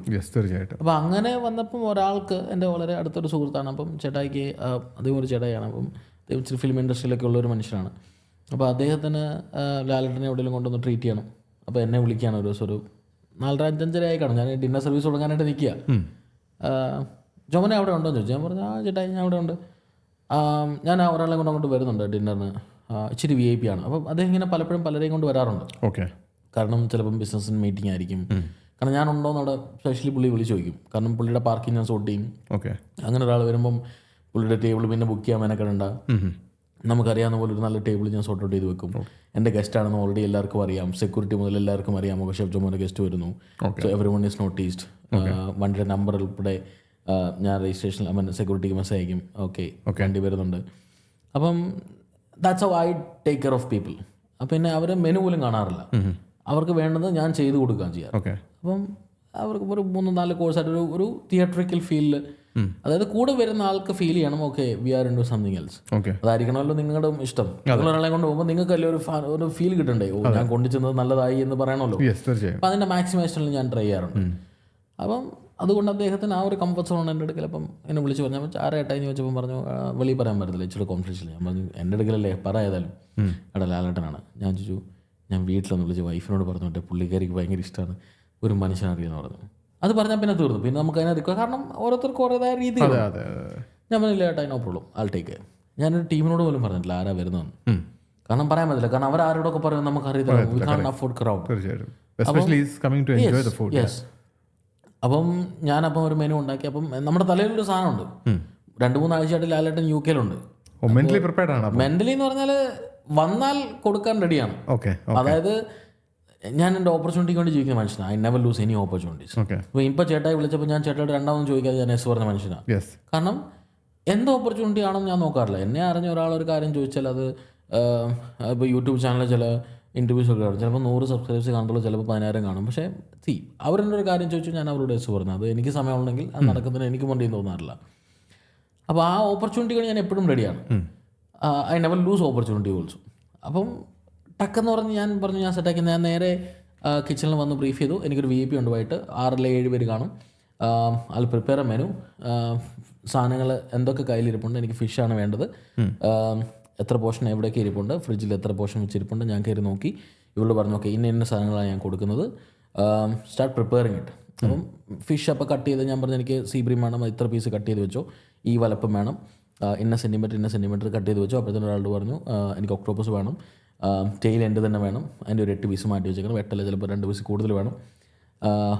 ലാം ചോപ്പ് ഉണ്ടായിരുന്നു തോന്നുന്നു, പിന്നെ സാൽമൺ ഉണ്ടായിരുന്നു. ഞാൻ പറഞ്ഞു സാൽമണിൻ്റെ പീസ് ഇത്ര വലിപ്പം ഉണ്ടാകാറുള്ളൂ, അതിൻ്റെ കൂടെ കൊടുക്കുന്നത് ഫിഷ് മോളുടെ സോസാണ്, അപ്പോൾ അതിൻ്റെ മിസ് നമ്മൾ കട്ട് ചെയ്ത് വെച്ചേക്കണം, അതിൻ്റെ കൂടെ സാംഫെയറിൻ്റെ ഒരു ഫ്രിറ്റേഴ്സ് കൂടെ. അപ്പം എൻ്റെ തലയിലൊരു സാധനമുണ്ട്, ഞാൻ അതെല്ലാം പറഞ്ഞു കൊടുത്തിട്ട് ഞാൻ ഓഫീസിലോട്ട് കയറി. അപ്പോൾ അവർ മിസ് നമ്മളുടെ കാര്യങ്ങളെല്ലാം ചെയ്യാൻ പോയി. ഞാൻ കുത്തിയിരുന്ന മെനു ടൈപ്പ് ചെയ്യാണ്. അന്നേരമാണ് ഞാൻ മെനു ടൈപ്പ് ചെയ്യുന്നത്. കാരണം എനിക്ക് മാർക്കറ്റിംഗ് ടീമിനോട് പറഞ്ഞാൽ മതി, അവർ മെനു ടൈപ്പ് ചെയ്തു തരും, അതിനുള്ള സമയമില്ല. കാരണം അവർ 5 മണിയാകുമ്പോൾ ഓഫീസ് കഴിഞ്ഞ് പോയി. ഞാൻ ഓഫീസിൽ കയറി മെനു ടൈപ്പ് ചെയ്തു. മെനു ഞാൻ എഴുതിയത് specially crafted menu for Lalettan and ചേച്ചി എന്ന് തന്നെയാണ് എഴുതിയിരിക്കുന്നത്. എന്നിട്ട് അത് മാത്രം ഒഴിവാക്കിയിട്ട് ബാക്കി മെനു എല്ലാം ഒഴിവാക്കിയിട്ട് ബാക്കി മെനു എല്ലാം പ്രിൻറ്റ് ചെയ്ത് സർവീസിലും കൊടുത്തു, കിച്ചണിലും കൊടുത്തു. ഓക്കെ ഇതാണ് menu, I M expecting A guest in couple of hours time. അപ്പം 5 മണിയൊക്കെ ആയി അപ്പോഴത്തേന്. അപ്പോൾ 7 മണിക്ക് പുള്ളി വരും. പക്ഷേ ലക്ലി ഈ ടേൺ അത് 1 hour ലേറ്റ്. കാരണം ട്രാഫിക്കിന് കാരണം 1 മണിക്കൂർ പിന്നെയും ഡിലേ ആയി. അപ്പം ഇല്ല നമ്മൾ പറഞ്ഞല്ലേ ഹോൾ വേൾഡ് ബ്ലെസ്സിങ് എന്ന് പറഞ്ഞ പോലെ. അപ്പം നമുക്കതൊരു വലിയ ഫേവറായി. അപ്പോൾ എനിക്ക് ചൂടെ സമയം കിട്ടി പ്രിപ്പയർ ചെയ്യാൻ. വൺസ് എല്ലാം set we are ready for anything എന്നുള്ളൊരു സീനായപ്പോൾ ഞാൻ പറഞ്ഞു ഇനി ഒരു, അപ്പോൾ എന്നോട് വിളിച്ചോടാ ഞാൻ ഒരു 10 മിനിറ്റ് എടുത്ത് കണ്ടു, ഞാൻ ഓൾമോസ്റ്റ് അറൗണ്ട് ദ കോർണർ എന്ന് പറഞ്ഞപ്പോൾ ഞാൻ ടീമിനോട് പറഞ്ഞു ലാലേട്ടനാണ് വരുന്നത്. 1-2 മലയാളി പിള്ളേർ സർവീസുണ്ട്, പക്ഷേ കിച്ചണിലെല്ലാവരും നോർത്ത് ഇന്ത്യൻസ് ആണ്. GM സ്ഥലത്തില്ല. GM-ന് ഞാൻ പിന്നെ അങ്ങനെ മെസ്സേജ് അയച്ചു, ഷെഫ് ഇങ്ങനെ ഒരു ആൾ വരുന്നുണ്ട് and he's coming to dine. Okay chef no problem എന്ന് പറഞ്ഞു. അപ്പോഴത്തന്നെ എല്ലാവരും ഒന്ന് ഞാൻ പറഞ്ഞു പാനിക്കാവേണ്ട കാര്യമില്ല, I will take care, I will go and receive him and I will take care, I will make him sit in the hotel and then I will take care the menu ആരും കൊടുക്കുന്നു വേണ്ട, I have the menu and I will present the menu. അപ്പം sir I will taking charge. പിന്നെ അവർ വരുന്നിടം മുതൽ it's kind of my thing. ഈ 7 course menu fixed അല്ലേ? അല്ല, നമ്മൾ ഉണ്ടാക്കുന്ന മെനു അല്ലേ. ആ മെനു അങ്ങനെ കൊടുക്കുകയല്ലേ. He is getting everything to try. Fixed ആണെന്ന് പറഞ്ഞാലും അതിനകത്ത് എല്ലാം അദ്ദേഹത്തിനുള്ളതാണ്. മനസ്സിലായില്ലേ? അപ്പം ഞാൻ പറഞ്ഞു ഓക്കെ എന്ന് പറഞ്ഞു. എല്ലാം ശരിയായി. അപ്പം ഞാൻ അകത്ത് പോയി ഒറിജിനൽ മെനു പ്രിന്റ് ചെയ്തു, അത് ചുരുട്ടി അത് കറക്റ്റായിട്ട് എന്തോ പറയുമ്പോൾ എന്ത് കയ്യിൽ നിന്ന് അന്നേരം കിട്ടുന്ന സാധനങ്ങളൊക്കെ എത്രയും മാക്സിമം സെറ്റാക്കാൻ പറ്റുമോ അത്രയും സെറ്റാക്കി. അപ്പോഴത്തേനും അവർ വന്നു, ഞാൻ വെളിയിൽ പോയി റിസീവ് ചെയ്തു. ഡോക്ടർ ജെയ്സൺ ഉണ്ടായിരുന്നു അവരുടെ കൂടെ. അദ്ദേഹം വളരെ ഫുഡ് എൻജോയ് ചെയ്യുന്നു. ഒത്തിരി കാലറി കാര്യങ്ങളൊക്കെ എന്നോട് പറഞ്ഞിരുന്നെങ്കിലും പക്ഷേ അദ്ദേഹം ഫുഡ് ഒരുപാട് എൻജോയ് ചെയ്തു. എന്നിട്ട് അവർ വന്നകത്ത് കയറി. അപ്പോൾ ഞാൻ ഹോട്ടലൊക്കെ കാണിച്ചു. ഹോട്ടൽ ബ്യൂട്ടിഫുൾ ബിൽഡിംഗ് ആണ്. ഐ മീൻ എനിക്ക് നമ്മുടെ കയ്യിൽ നിന്ന് പോയി നിൽക്കുകയാണ്. എന്ന് വെച്ചാൽ ഒന്നിൽ ബോധം കെട്ടി വീഴണം, അല്ലെ ഉടലോടെ സുഖത്തിൽ എടുക്കപ്പെടണം എന്നൊക്കെ പറഞ്ഞൊരു അവസ്ഥയിൽ ഇങ്ങനെ നിൽക്കുക നമ്മൾ. And he smells like amazing. അദ്ദേഹത്തിൻ്റെ പെർഫ്യൂംസിൻ്റെ മണം ഭയങ്കര അടിപൊളിയാണ്. നമ്മുടെ കണ്ണിൻ്റെ മുമ്പിൽ കൂടെയൊക്കെ ഇങ്ങനെ ചെവി പാസ് ചെയ്യുമ്പം ഇറ്റ്സ് എവറിഥിങ്. അവൻ നമുക്ക് it's like fan boy moment എന്നൊക്കെ പറഞ്ഞാൽ വളരെ ചെറുതായി പോകും. എനിക്കറിയാം, ഞാൻ ഡോക്ടർ ജെയ്സന് മാത്രമായിട്ട് ഞങ്ങൾ കരാമയിൽ അദ്ദേഹത്തിൻ്റെ ജിമ്മി വന്നപ്പോൾ ഞാൻ കണ്ടിട്ടുണ്ട്. എനിക്ക് മനസ്സിലാക്കാം, നമ്മുടെ മുന്നിൽ വന്ന് നിൽക്കുമ്പോൾ നമുക്ക് വിശ്വസിക്കാൻ പറ്റില്ല ഇത് ഇദ്ദേഹമാണോ. യെസ്. അപ്പം അദ്ദേഹത്തിൻ്റെ ആ രോമത്തിൻ്റെ കൊടി വരെ ഇങ്ങനെ നിൽക്കുമ്പോൾ നമ്മളെല്ലാം ഇൻസ്പയർ ചെയ്യിക്കും. I mean the way he talks. അപ്പം ഞാൻ ജീവിതത്തിൽ ഏറ്റവും വലിയ കാര്യം ലാലേട്ടൻ്റെ ആ ഒരു ഈവനിങ് കഴിഞ്ഞ് പഠിച്ചത്, ലോകത്തിൻ്റെ ഏത് മേലെ പോയി നിന്നാലും അദ്ദേഹം എന്നെ ട്രീറ്റ് ചെയ്ത ഒരു രീതിയുണ്ട്. ഓക്കെ. അവൻ ഞാനാണോ വലിയ ആളെന്ന് തോന്നിപ്പോകുന്ന രീതിയിലാണ് അദ്ദേഹത്തിനോട് ട്രീറ്റ് ചെയ്തത്. Same feeling. ഞാനാണോ വലുത് ലാലേട്ടനാണോ വലുതെന്നൊരു ക്വസ്റ്റ്യൻ നമുക്ക് തോന്നും. അദ്ദേഹം എന്നോട് സംസാരിച്ച രീതിയും എന്നോട് ഇടപെട്ട രീതിയും കാരണം എനിക്ക് ആ ഇമ്പോർട്ടൻസ് തോന്നുന്നെങ്കിൽ ജീവിതത്തിൽ ഞാൻ പഠിച്ചൊരു കാര്യം, ലോകത്തിൻ്റെ ഏത് അറ്റത്ത് പോയി നിന്നാലും നമ്മുടെ കൂടെ നിൽക്കുന്നിട്ട് അങ്ങനെ ട്രീറ്റ് ചെയ്യാം. അത് ഞാൻ എൻ്റെ ജീവിതത്തിൽ പഠിച്ചൊരു പാടാണ്. ഈവനിങ്ങിന്ന് കറക്റ്റ്. എൻ്റെ ബ്രദർ എപ്പോഴും എൻ്റെ അടുത്ത് പറയുമായിരുന്നു, U treat the other person as the most important person in the world എന്ന് പറയുമായിരുന്നു. അത് കറക്റ്റ്. ഞാൻ എൻ്റെ ജീവിതത്തിൽ അത് ഇങ്ങനെ എൻ്റെ ലൈഫിലുണ്ടാകുന്ന സാധനങ്ങളൊക്കെ ഞാൻ എൻ്റെ മനസ്സിൽ സൂക്ഷിക്കാറുണ്ട്. കാരണം ലാലേട്ടൻ എന്നെ അങ്ങനെ കാണേണ്ട കാര്യമില്ല. അദ്ദേഹം ലോകം മുഴുവൻ സഞ്ചരിക്കുന്ന മനുഷ്യൻ. ഞാൻ അദ്ദേഹത്തിന് മുമ്പിൽ ഒരു കുഞ്ഞു ഷെഫ്, ഒരു മനുഷ്യൻ എന്നെ അറിയത്തില്ല. ഞാൻ BBC മാസ്റ്റർ ഷെഫിലേക്ക് ഉണ്ടായിരുന്നു പറഞ്ഞിട്ട് പോലും പീപ്പിൾ ഹാർഡ്ലി നോസ് മീ. അങ്ങനെ ഒരു എന്നോട് അപ്പം ലാലേട്ടൻ വിചാരിക്കുകയാണ് ലോകത്തിലെ ഏറ്റവും ബെസ്റ്റ് ഷെഫ് ഇൻ ദ വേൾഡിൻ്റെ കയ്യിൽ നിന്ന് ഫുഡ് കഴിക്കണം എന്ന് വെച്ചാൽ അതിനുള്ള സാമ്പത്തികവും അതിന് കൊണ്ടുള്ള ആൾക്കാരും അതിനുള്ള ഇൻഫ്രാസ്ട്രക്ചറും കാര്യങ്ങളെല്ലാം ലാലേട്ടന് ഫ്ലൈറ്റ് സ്വന്തമായിട്ട് വേണമെങ്കിലും പിടിച്ച് പോയി കഴിച്ചിട്ട് വരാനുള്ള ആരോഗ്യവും സമ്പത്തും ഒക്കെ ദൈവം തന്നെ അദ്ദേഹത്തിന് കൊടുത്തിട്ടുണ്ട്. അപ്പോൾ അത്രയും കഴിവുള്ള, അതും ഫുഡിനെ ഒത്തിരി എൻജോയ് ചെയ്യുന്നൊരു മനുഷ്യൻ, ഫുഡിനെ അറിയാവുന്ന ഒരാൾ. അപ്പോൾ അദ്ദേഹത്തിനെയാണ് എൻ്റെ കൈ കിട്ടിയിരിക്കുന്നത്. അപ്പോൾ ഇങ്ങനെ കാര്യങ്ങളെല്ലാം കഴിഞ്ഞപ്പോൾ ഇത്രയും ഞാൻ ടെമ്പർ പിരിവെട്ടി നിൽക്കുവാണെങ്കിലും I can lose my temp. കാരണം എനിക്ക് ഫുഡ് കൊടുക്കണം. ഞാൻ ഉദ്ദേശിക്കുന്ന സാധനം എനിക്ക് അങ്ങനെ തന്നെ അതായത് ഞാൻ വെരി പ്രിസൈസ്ഡാണ്. ഞാൻ കിച്ചണിൽ ഇച്ചിരി അരകനാണെന്ന് പിള്ളേർ പറയാറുണ്ട്. അപ്പോൾ ഞാനൊരു ഡോട്ട് ഇട്ടാൽ ആ ഡോട്ട് 6 എണ്ണത്തിൻ്റെ ഡോട്ട് ഒരേ സ്ഥലത്തായിരിക്കണം. അപ്പോൾ നമ്മളൊരു പ്ലേറ്റ് നോക്കുമ്പം നമ്മളിതിന് പ്ലേറ്റിന് ഓരോ പൊസിഷൻസ് ഉണ്ട്. അപ്പോൾ താഴെ 6 o'clock പൊസിഷൻസ് എന്ന് പറയും, മേലെ 12 o'clock പൊസിഷൻ. ശരിക്കും ഒരു ക്ലോക്കായിട്ട് നമ്മളൊരു പ്ലേറ്റിനെ കൺസിഡർ ചെയ്യുന്നത്. അപ്പോൾ ഞാൻ ടീമിനെ ഓരോന്നോ ബ്രീഫ് ചെയ്യുന്നത്.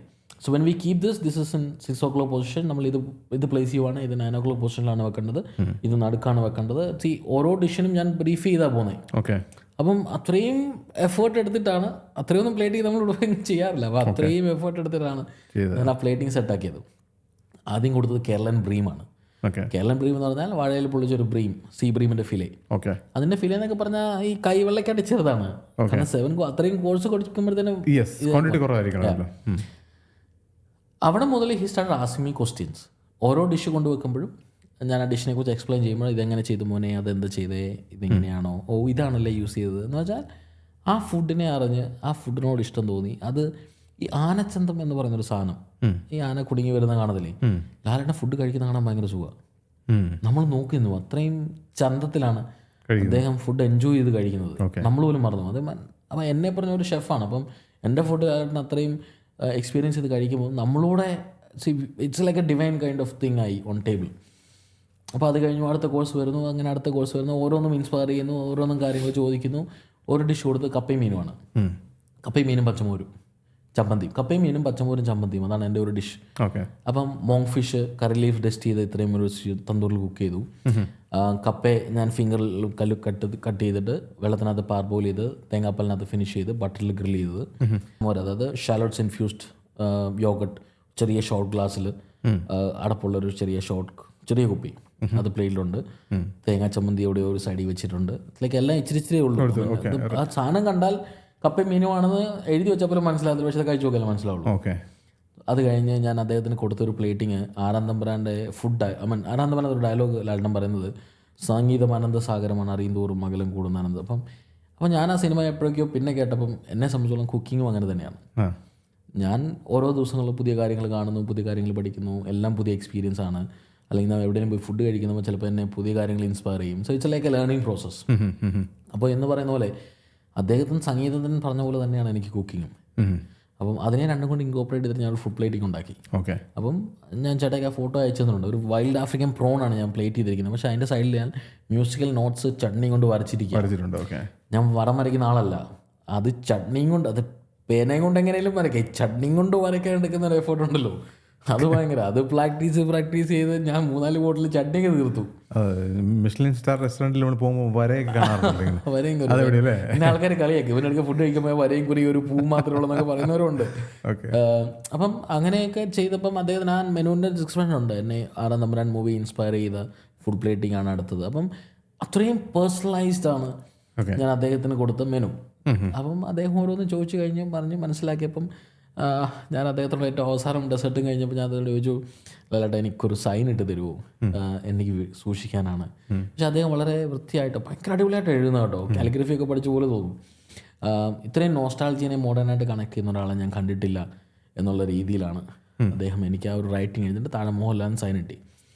എനിക്ക് മിഷ്ലിൻ സ്റ്റാർ ലെവലിൽ അല്ലെങ്കിൽ ഒരു മാസ്റ്റർ ഷെഫ് വിൻ ചെയ്ത ഫീലായിരുന്നു. ഓക്കെ. ഒന്നാമത്തെ കാര്യം ചുമ്മാതെ പറഞ്ഞല്ല, അദ്ദേഹത്തിന് ഫുഡ് അറിയാം, ഫുഡ് കഴിച്ചിട്ടുണ്ട്, ഒരുപാട് അടുത്ത് പോയി ഫുഡ് എക്സ്പ്ലോർ ചെയ്യുന്ന മനുഷ്യനാണ്. അദ്ദേഹത്തിനെ പോലുള്ള ഒരാൾ അത് പറഞ്ഞപ്പോൾ I took it as very personally. എന്നിട്ട് അന്നേരം അത് ചേച്ചിക്ക് വായിക്കാൻ കൊടുക്കുന്നു. ചേച്ചി വായിച്ച് കഴിഞ്ഞുകൊണ്ടിരിക്കുമ്പോൾ ലാലേട്ടൻ എന്ന് വിളിച്ചിട്ട്, ജോമോൻ എന്ന ഒരു കാര്യം ചെയ്യും, എനിക്കൂടെ ഒരു സൈൻ ചെയ്ത് തരൂ, we also want to keep it എന്ന് പറഞ്ഞ് ലാലേട്ടൻ എന്നോടൊരു സൈൻ ചോദിച്ചു. ഞാൻ ആക്ച്വലി ഇങ്ങനെ സ്റ്റക്കായി നിൽക്കണം. അപ്പോൾ അവിടെ നിന്ന് ജെയ്സൺ പറയുന്നുണ്ട്, ഇത് നിങ്ങൾക്ക് റെസ്റ്റോറൻറ്റിൽ എവിടെയോ സൂക്ഷിച്ച് വെക്കാമെന്നൊക്കെ കമൻ്റ് അടിക്കുന്നുണ്ട് അവർ.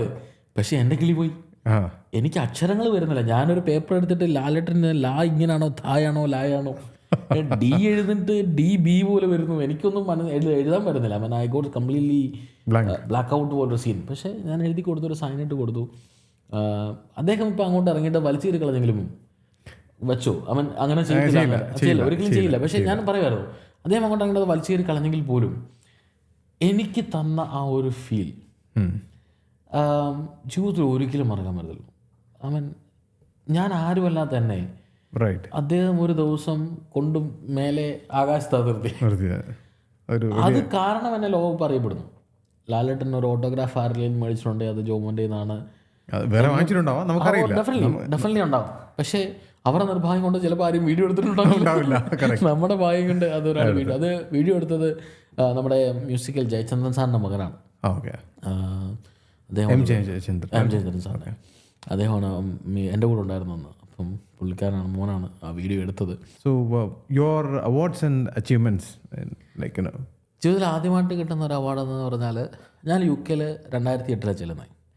അപ്പോൾ 2008 ഞാൻ ചെന്നിറങ്ങുമ്പോൾ എന്നെ ഫോൺ വിളിച്ച് എടാ നീ എവിടെയാണ് എന്ന് ചോദിക്കാനോ, അല്ലെങ്കിൽ ഞാൻ ഒരാളെ വിളിച്ചിട്ട് ചേട്ടാ ഞാനിവിടെ ഉണ്ട് ഇനി എങ്ങോട്ടാണ് പോകേണ്ടതെന്ന് ചോദിക്കാനോ എനിക്കൊരു പരിചയമില്ല. അപ്പം നോട്ട് ഇവൻ ഫോൺ നമ്പർ എൻ്റെ കയ്യിലില്ല പരിചയക്കാരുടെ. ആ അവസ്ഥയിലാണ് ഞാൻ അവിടെ ചെന്ന് ഇറങ്ങുന്നത്. പക്ഷേ 2018 എനിക്ക് അവിടെ ഒരു അവാർഡ് കിട്ടിയത് news person of the year, news icon kind of. അവിടുത്തെ ബ്രിട്ടീഷ് മലയാളി എന്ന് പറഞ്ഞൊരു പത്രം നമ്മളെ ഐഡൻറ്റിഫൈ ചെയ്തിട്ട്, BBC വന്ന മലയാളി സാന്നിധ്യം എന്നൊക്കെ പറഞ്ഞ് ഐഡൻറ്റിഫൈ ചെയ്തിട്ട് നമ്മുടെ 1-2 വട്ടം ഫീച്ചർ ചെയ്തു. അങ്ങനെ അവിടുത്തെ news person of the year ആയി എന്ന് പറയുന്നത് GV വേണുഗോപാൽ സാറിൻ്റെ നിന്നാണ്. അദ്ദേഹം എൻ്റെ കൂടെ ഫുഡ് കഴിച്ചിട്ടുണ്ട് കേട്ടോ, സെലിബ്രിറ്റി. അപ്പം അദ്ദേഹത്തിൻ്റെ കയ്യിൽ നിന്നാണ് ഞാൻ അവാർഡ് മേടിക്കുന്നത്. അപ്പം ജീവിതത്തിൽ ആദ്യമായിട്ട് കിട്ടുന്ന അവാർഡ് അതാണ്, news person of the year. 10 വർഷം കൊണ്ട് ഞാൻ ഉണ്ടാക്കിയെടുത്ത എൻ്റെ പേരാണ് ഒരു മലയാളി അത്രയും എത്തിപ്പെടുക എന്നുള്ളത്. പിന്നെ അത് കഴിഞ്ഞ് ക്രാഫ്റ്റ് ഗിൽഡ് ഓഫ് ഷെഫ്സ്, അത് UK ഷെഫ്മാരുടെ ഫോറമാണ്, അവർ കൾണറി ഹീറോ ആയിട്ട് തിരഞ്ഞെടുത്തു. പിന്നെ മോസ്റ്റ് റെക്കഗ്നൈസ്ഡ് മലയാളി ഷെഫ് എന്ന് പറഞ്ഞൊരു അവാർഡ് കിട്ടിയിട്ടുണ്ട്. പിന്നെ ഞാൻ ബഹ്റിനിൽ ട്രാവൽ ചെയ്തു, ലുലു മോളിൻ്റെ വേൾഡ് ഷെഫ് പ്രോഗ്രാമിന് ചീഫ് ഗസ്റ്റായിട്ട്. ടർക്കിയുടെ ഗവൺമെൻറ് ഇൻവൈറ്റ് ചെയ്തിട്ട് വേൾഡ് ഫുഡിൽ ഗസ്റ്റ് സ്പീക്കറായിട്ട് ഞാൻ അവിടെ പോയിട്ടുണ്ട്. Talk about modern food and Indian food. പിന്നെ ഇങ്ങനെ പറഞ്ഞൊന്നും ഇനി നോക്കണം, ഇനി കുറേ ഉണ്ട് ഇങ്ങനെ. അപ്പോൾ ഇന്നലെ എനിക്കൊരു മൊമെൻറ്റം കിട്ടി ഇവിടുന്ന്. ഞാൻ ഇവിടെയും വന്നായിരുന്നല്ലോ, നമ്മുടെ എത്തിസലാത്ത് അക്കാഡമിയിൽ ഒരു ഫുഡ് കോമ്പറ്റീഷൻ ഉണ്ടായിരുന്നു. അപ്പം അവരും they also given me memento.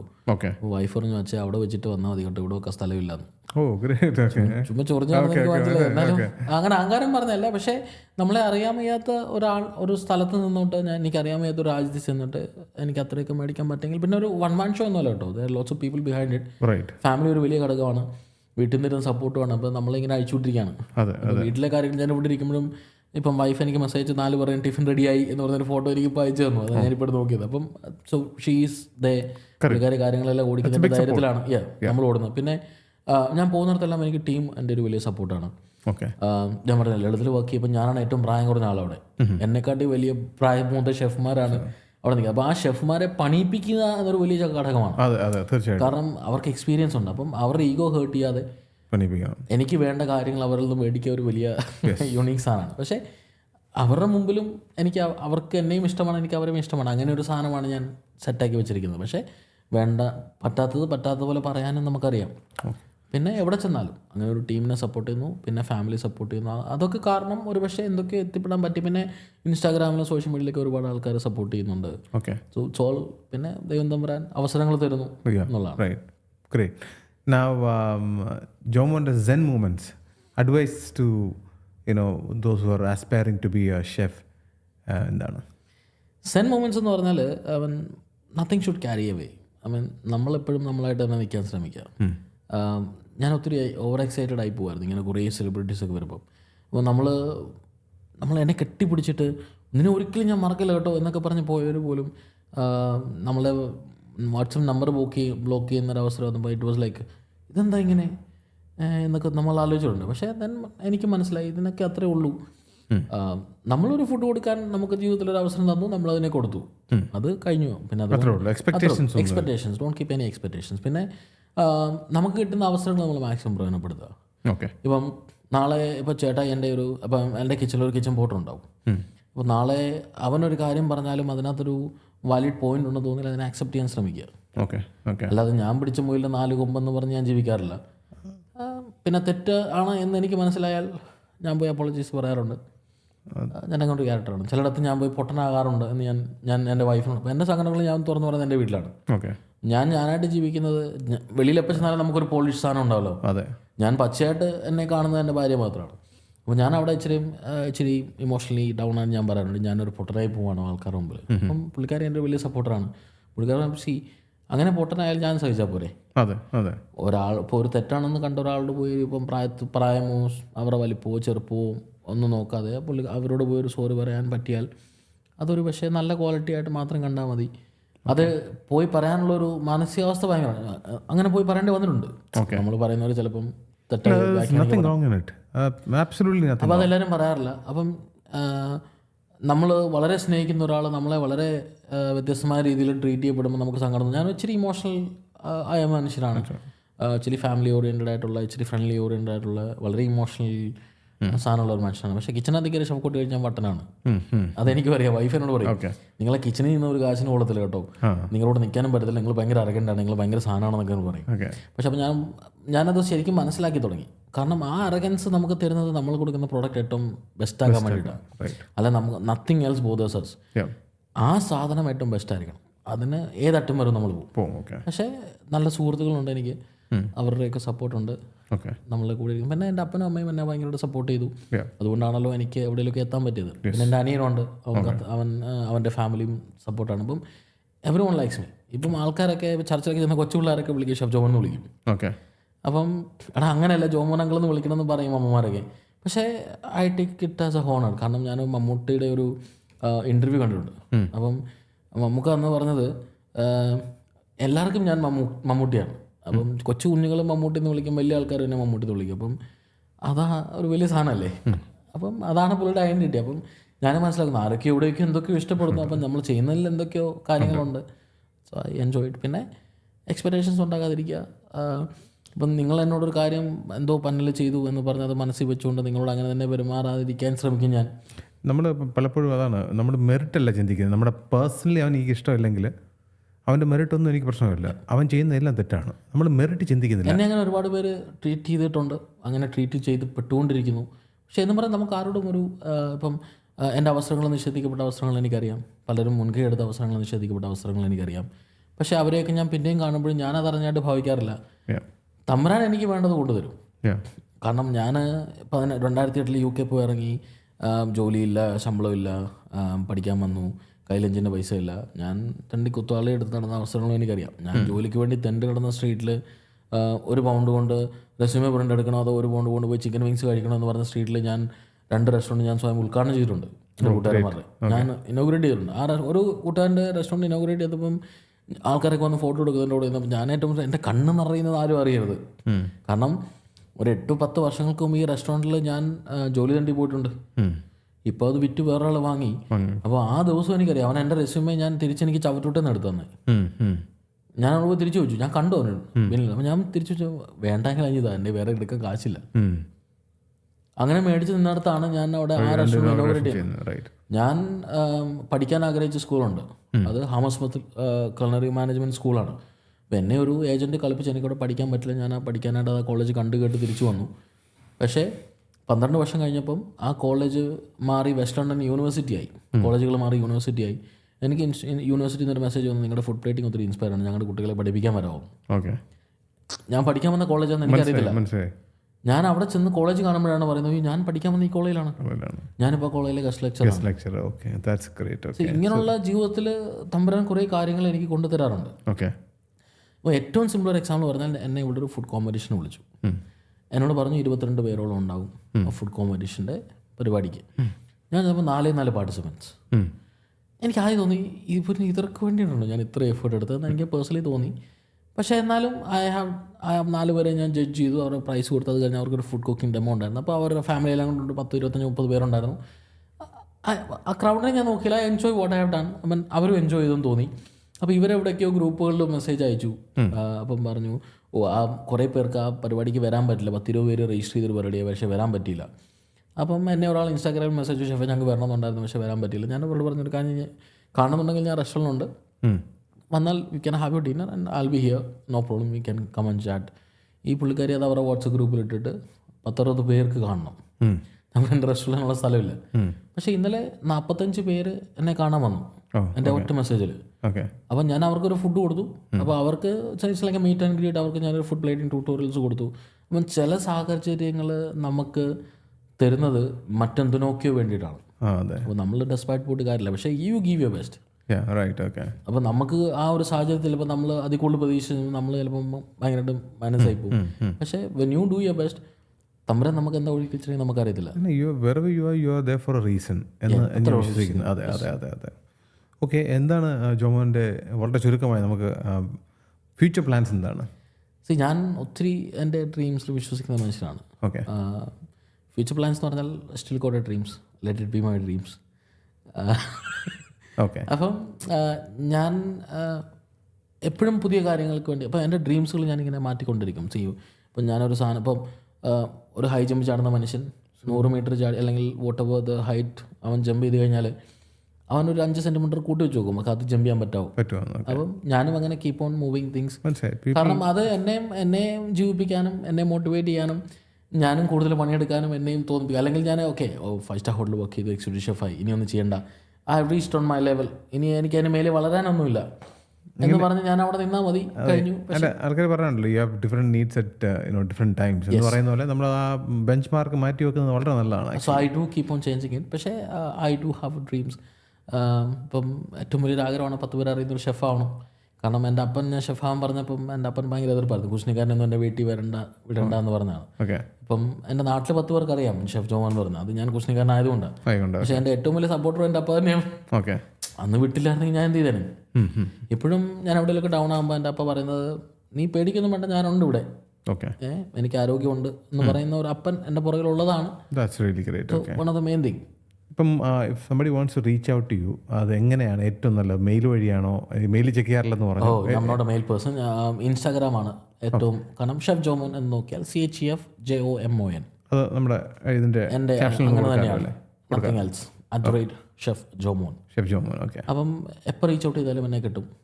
WhatsApp നമ്പറുമാണ്, വാട്സപ്പിൽ ഒരുപാട് മെസ്സേജ് അയക്കാറുണ്ട്. പക്ഷേ I will definitely give a reply. ആരിനെ റീച്ച് ഔട്ട് ചെയ്താലും ഞാൻ റിപ്ലൈ കൊടുക്കാറുണ്ട്. ചേട്ടാ പാതിരാത്രി ഞാൻ രാത്രി 1 മണിക്ക് 2 മണിക്ക് അങ്ങനെ കേട്ടോ റിപ്ലൈ തന്നെ. I do give reply. അതിനും എൻ്റെതായ റീസൺസ് ഉണ്ട് കേട്ടോ. അപ്പോൾ ഞാൻ കൂടെ ഡാംസേ ചില കാര്യങ്ങളൊക്കെ ടാഗ് ചെയ്യാറുണ്ട്. അദ്ദേഹത്തിന് എനിക്ക് കാണുന്നത് ഭയങ്കര ഇതുവരെ കാണാൻ പറ്റിയിട്ടില്ല. അപ്പം ഞാൻ ഇപ്പോഴും അദ്ദേഹത്തിന് എവിടെയൊക്കെ ടാഗ് ചെയ്യും, അദ്ദേഹത്തിൻ്റെ കമൻറ്റുകൾക്കൊക്കെ പോയി ഞാൻ ലൈക്ക് അയക്കും ടു ഗെറ്റ് ദ അറ്റൻഷൻ. പക്ഷേ ഇതുവരെ എനിക്ക് അങ്ങനെ അറ്റൻഷൻ കിട്ടിയിട്ടില്ല. അപ്പോൾ ഞാൻ എപ്പോഴും ആഗ്രഹം, അപ്പോൾ ആ ഒരു ദിവസം അദ്ദേഹം എന്നെ റീച്ച് ഔട്ട് ചെയ്യുന്നുണ്ടെങ്കിൽ എനിക്ക് കിട്ടേണ്ട ഒരു അറ്റൻഷൻ എനിക്കറിയാലോ, അപ്പോൾ ആ ഹാപ്പിനെസ് എനിക്കറിയാം. അപ്പം നാട്ടിൽ പഠിക്കുന്ന ഏതോ കുട്ടികളോ അല്ലെങ്കിൽ ഏതോ ഹോട്ടൽ മാനിൻ്റെ ഒരു കോമിയായിട്ടൊക്കെ ജോലി ചെയ്യുന്ന ആൾക്കാർ എന്നെ റീച്ച് ഔട്ട് ചെയ്യാൻ ശ്രമിക്കുമ്പോൾ I stand for them. Okay. അപ്പോൾ അവർക്ക് കിട്ടാവുന്നതിൻ്റെ വലിയ സംഭവമായിട്ടല്ല, പക്ഷേ അവരെ സംബന്ധിച്ചിടത്തോളം ആ ഹൈറാർക്കി ഇച്ചിടെ അപ്പർ ലെവലിലാണ്. അപ്പോൾ അവർക്ക് കിട്ടുന്നൊരു സന്തോഷത്തിൻ്റെ വ്യാപ്തി എനിക്ക് മനസ്സിലാവും. ഞാൻ ഇതിനു വേണ്ടി നോക്കിയിരിക്കുന്ന ഒരു മനുഷ്യനാണ്. അപ്പം അതുണ്ടാക്കാൻ ഞാൻ മാക്സിമം ശ്രമിക്കുന്നുണ്ട്. പക്ഷേ ചിലത് പിന്നെ എനിക്ക് കിട്ടുന്ന ഓപ്പർച്യൂണിറ്റികളുമായിരിക്കും. ചേട്ടാ ഒരു മെസ്സേജ് അയച്ചു, അപ്പോൾ ഞാനത് കാണുന്നില്ലെങ്കിൽ I missed an opportunity to come here. അപ്പം അതുകൊണ്ട് ഞാൻ എൻ്റെ മാക്സിമം മെസ്സേജുകൾക്ക് റിപ്ലൈ കൊടുക്കാറുണ്ട്. വൈഫ് വാട്സപ്പിൽ മെസ്സേജ് കിട്ടിയില്ലെങ്കിൽ ഇൻസ്റ്റാഗ്രാമിൽ നിന്ന് മെസ്സേജ് അയക്കും. ഞാൻ വാട്സപ്പിൽ ഒരു മെസ്സേജ് ഉണ്ട്, പോയി നോക്കിക്കോ. So I M quite on Instagram. Easily. എനിക്കറിയാം കഴിഞ്ഞ ഒരാഴ്ചയായിട്ട് വളരെ നല്ല ഓട്ടത്തിലായിരുന്നു. വീട്ടിൽ കയറും, 6 മണി 7 മണിയാകുമ്പോൾ ഇറങ്ങും. അതെ, ഉറക്കമൊക്കെ കോംപ്രമൈസ് ആയിരുന്നു. പക്ഷേ സ്റ്റിൽ ഞാൻ ഷോർട്ട് നോട്ടീസിൽ വിളിച്ചപ്പോൾ ഒരു ഗോർഡൻ റാംസയുടെയോ അല്ലെന്നുണ്ടെങ്കിൽ തോമസ് കില്ലറുടെയോ അല്ലെങ്കിൽ ജെയ്മിയുടെയോ ഒക്കെ ലെവലിൽ അല്ലെങ്കിൽ ലീഗിലുള്ള ഒരു ഷെഫായി വളരട്ടെ എന്ന് ആശംസിക്കുന്നു. Thank you so much. പ്രാർത്ഥിക്കുന്നു. God bless you. Thank you very much.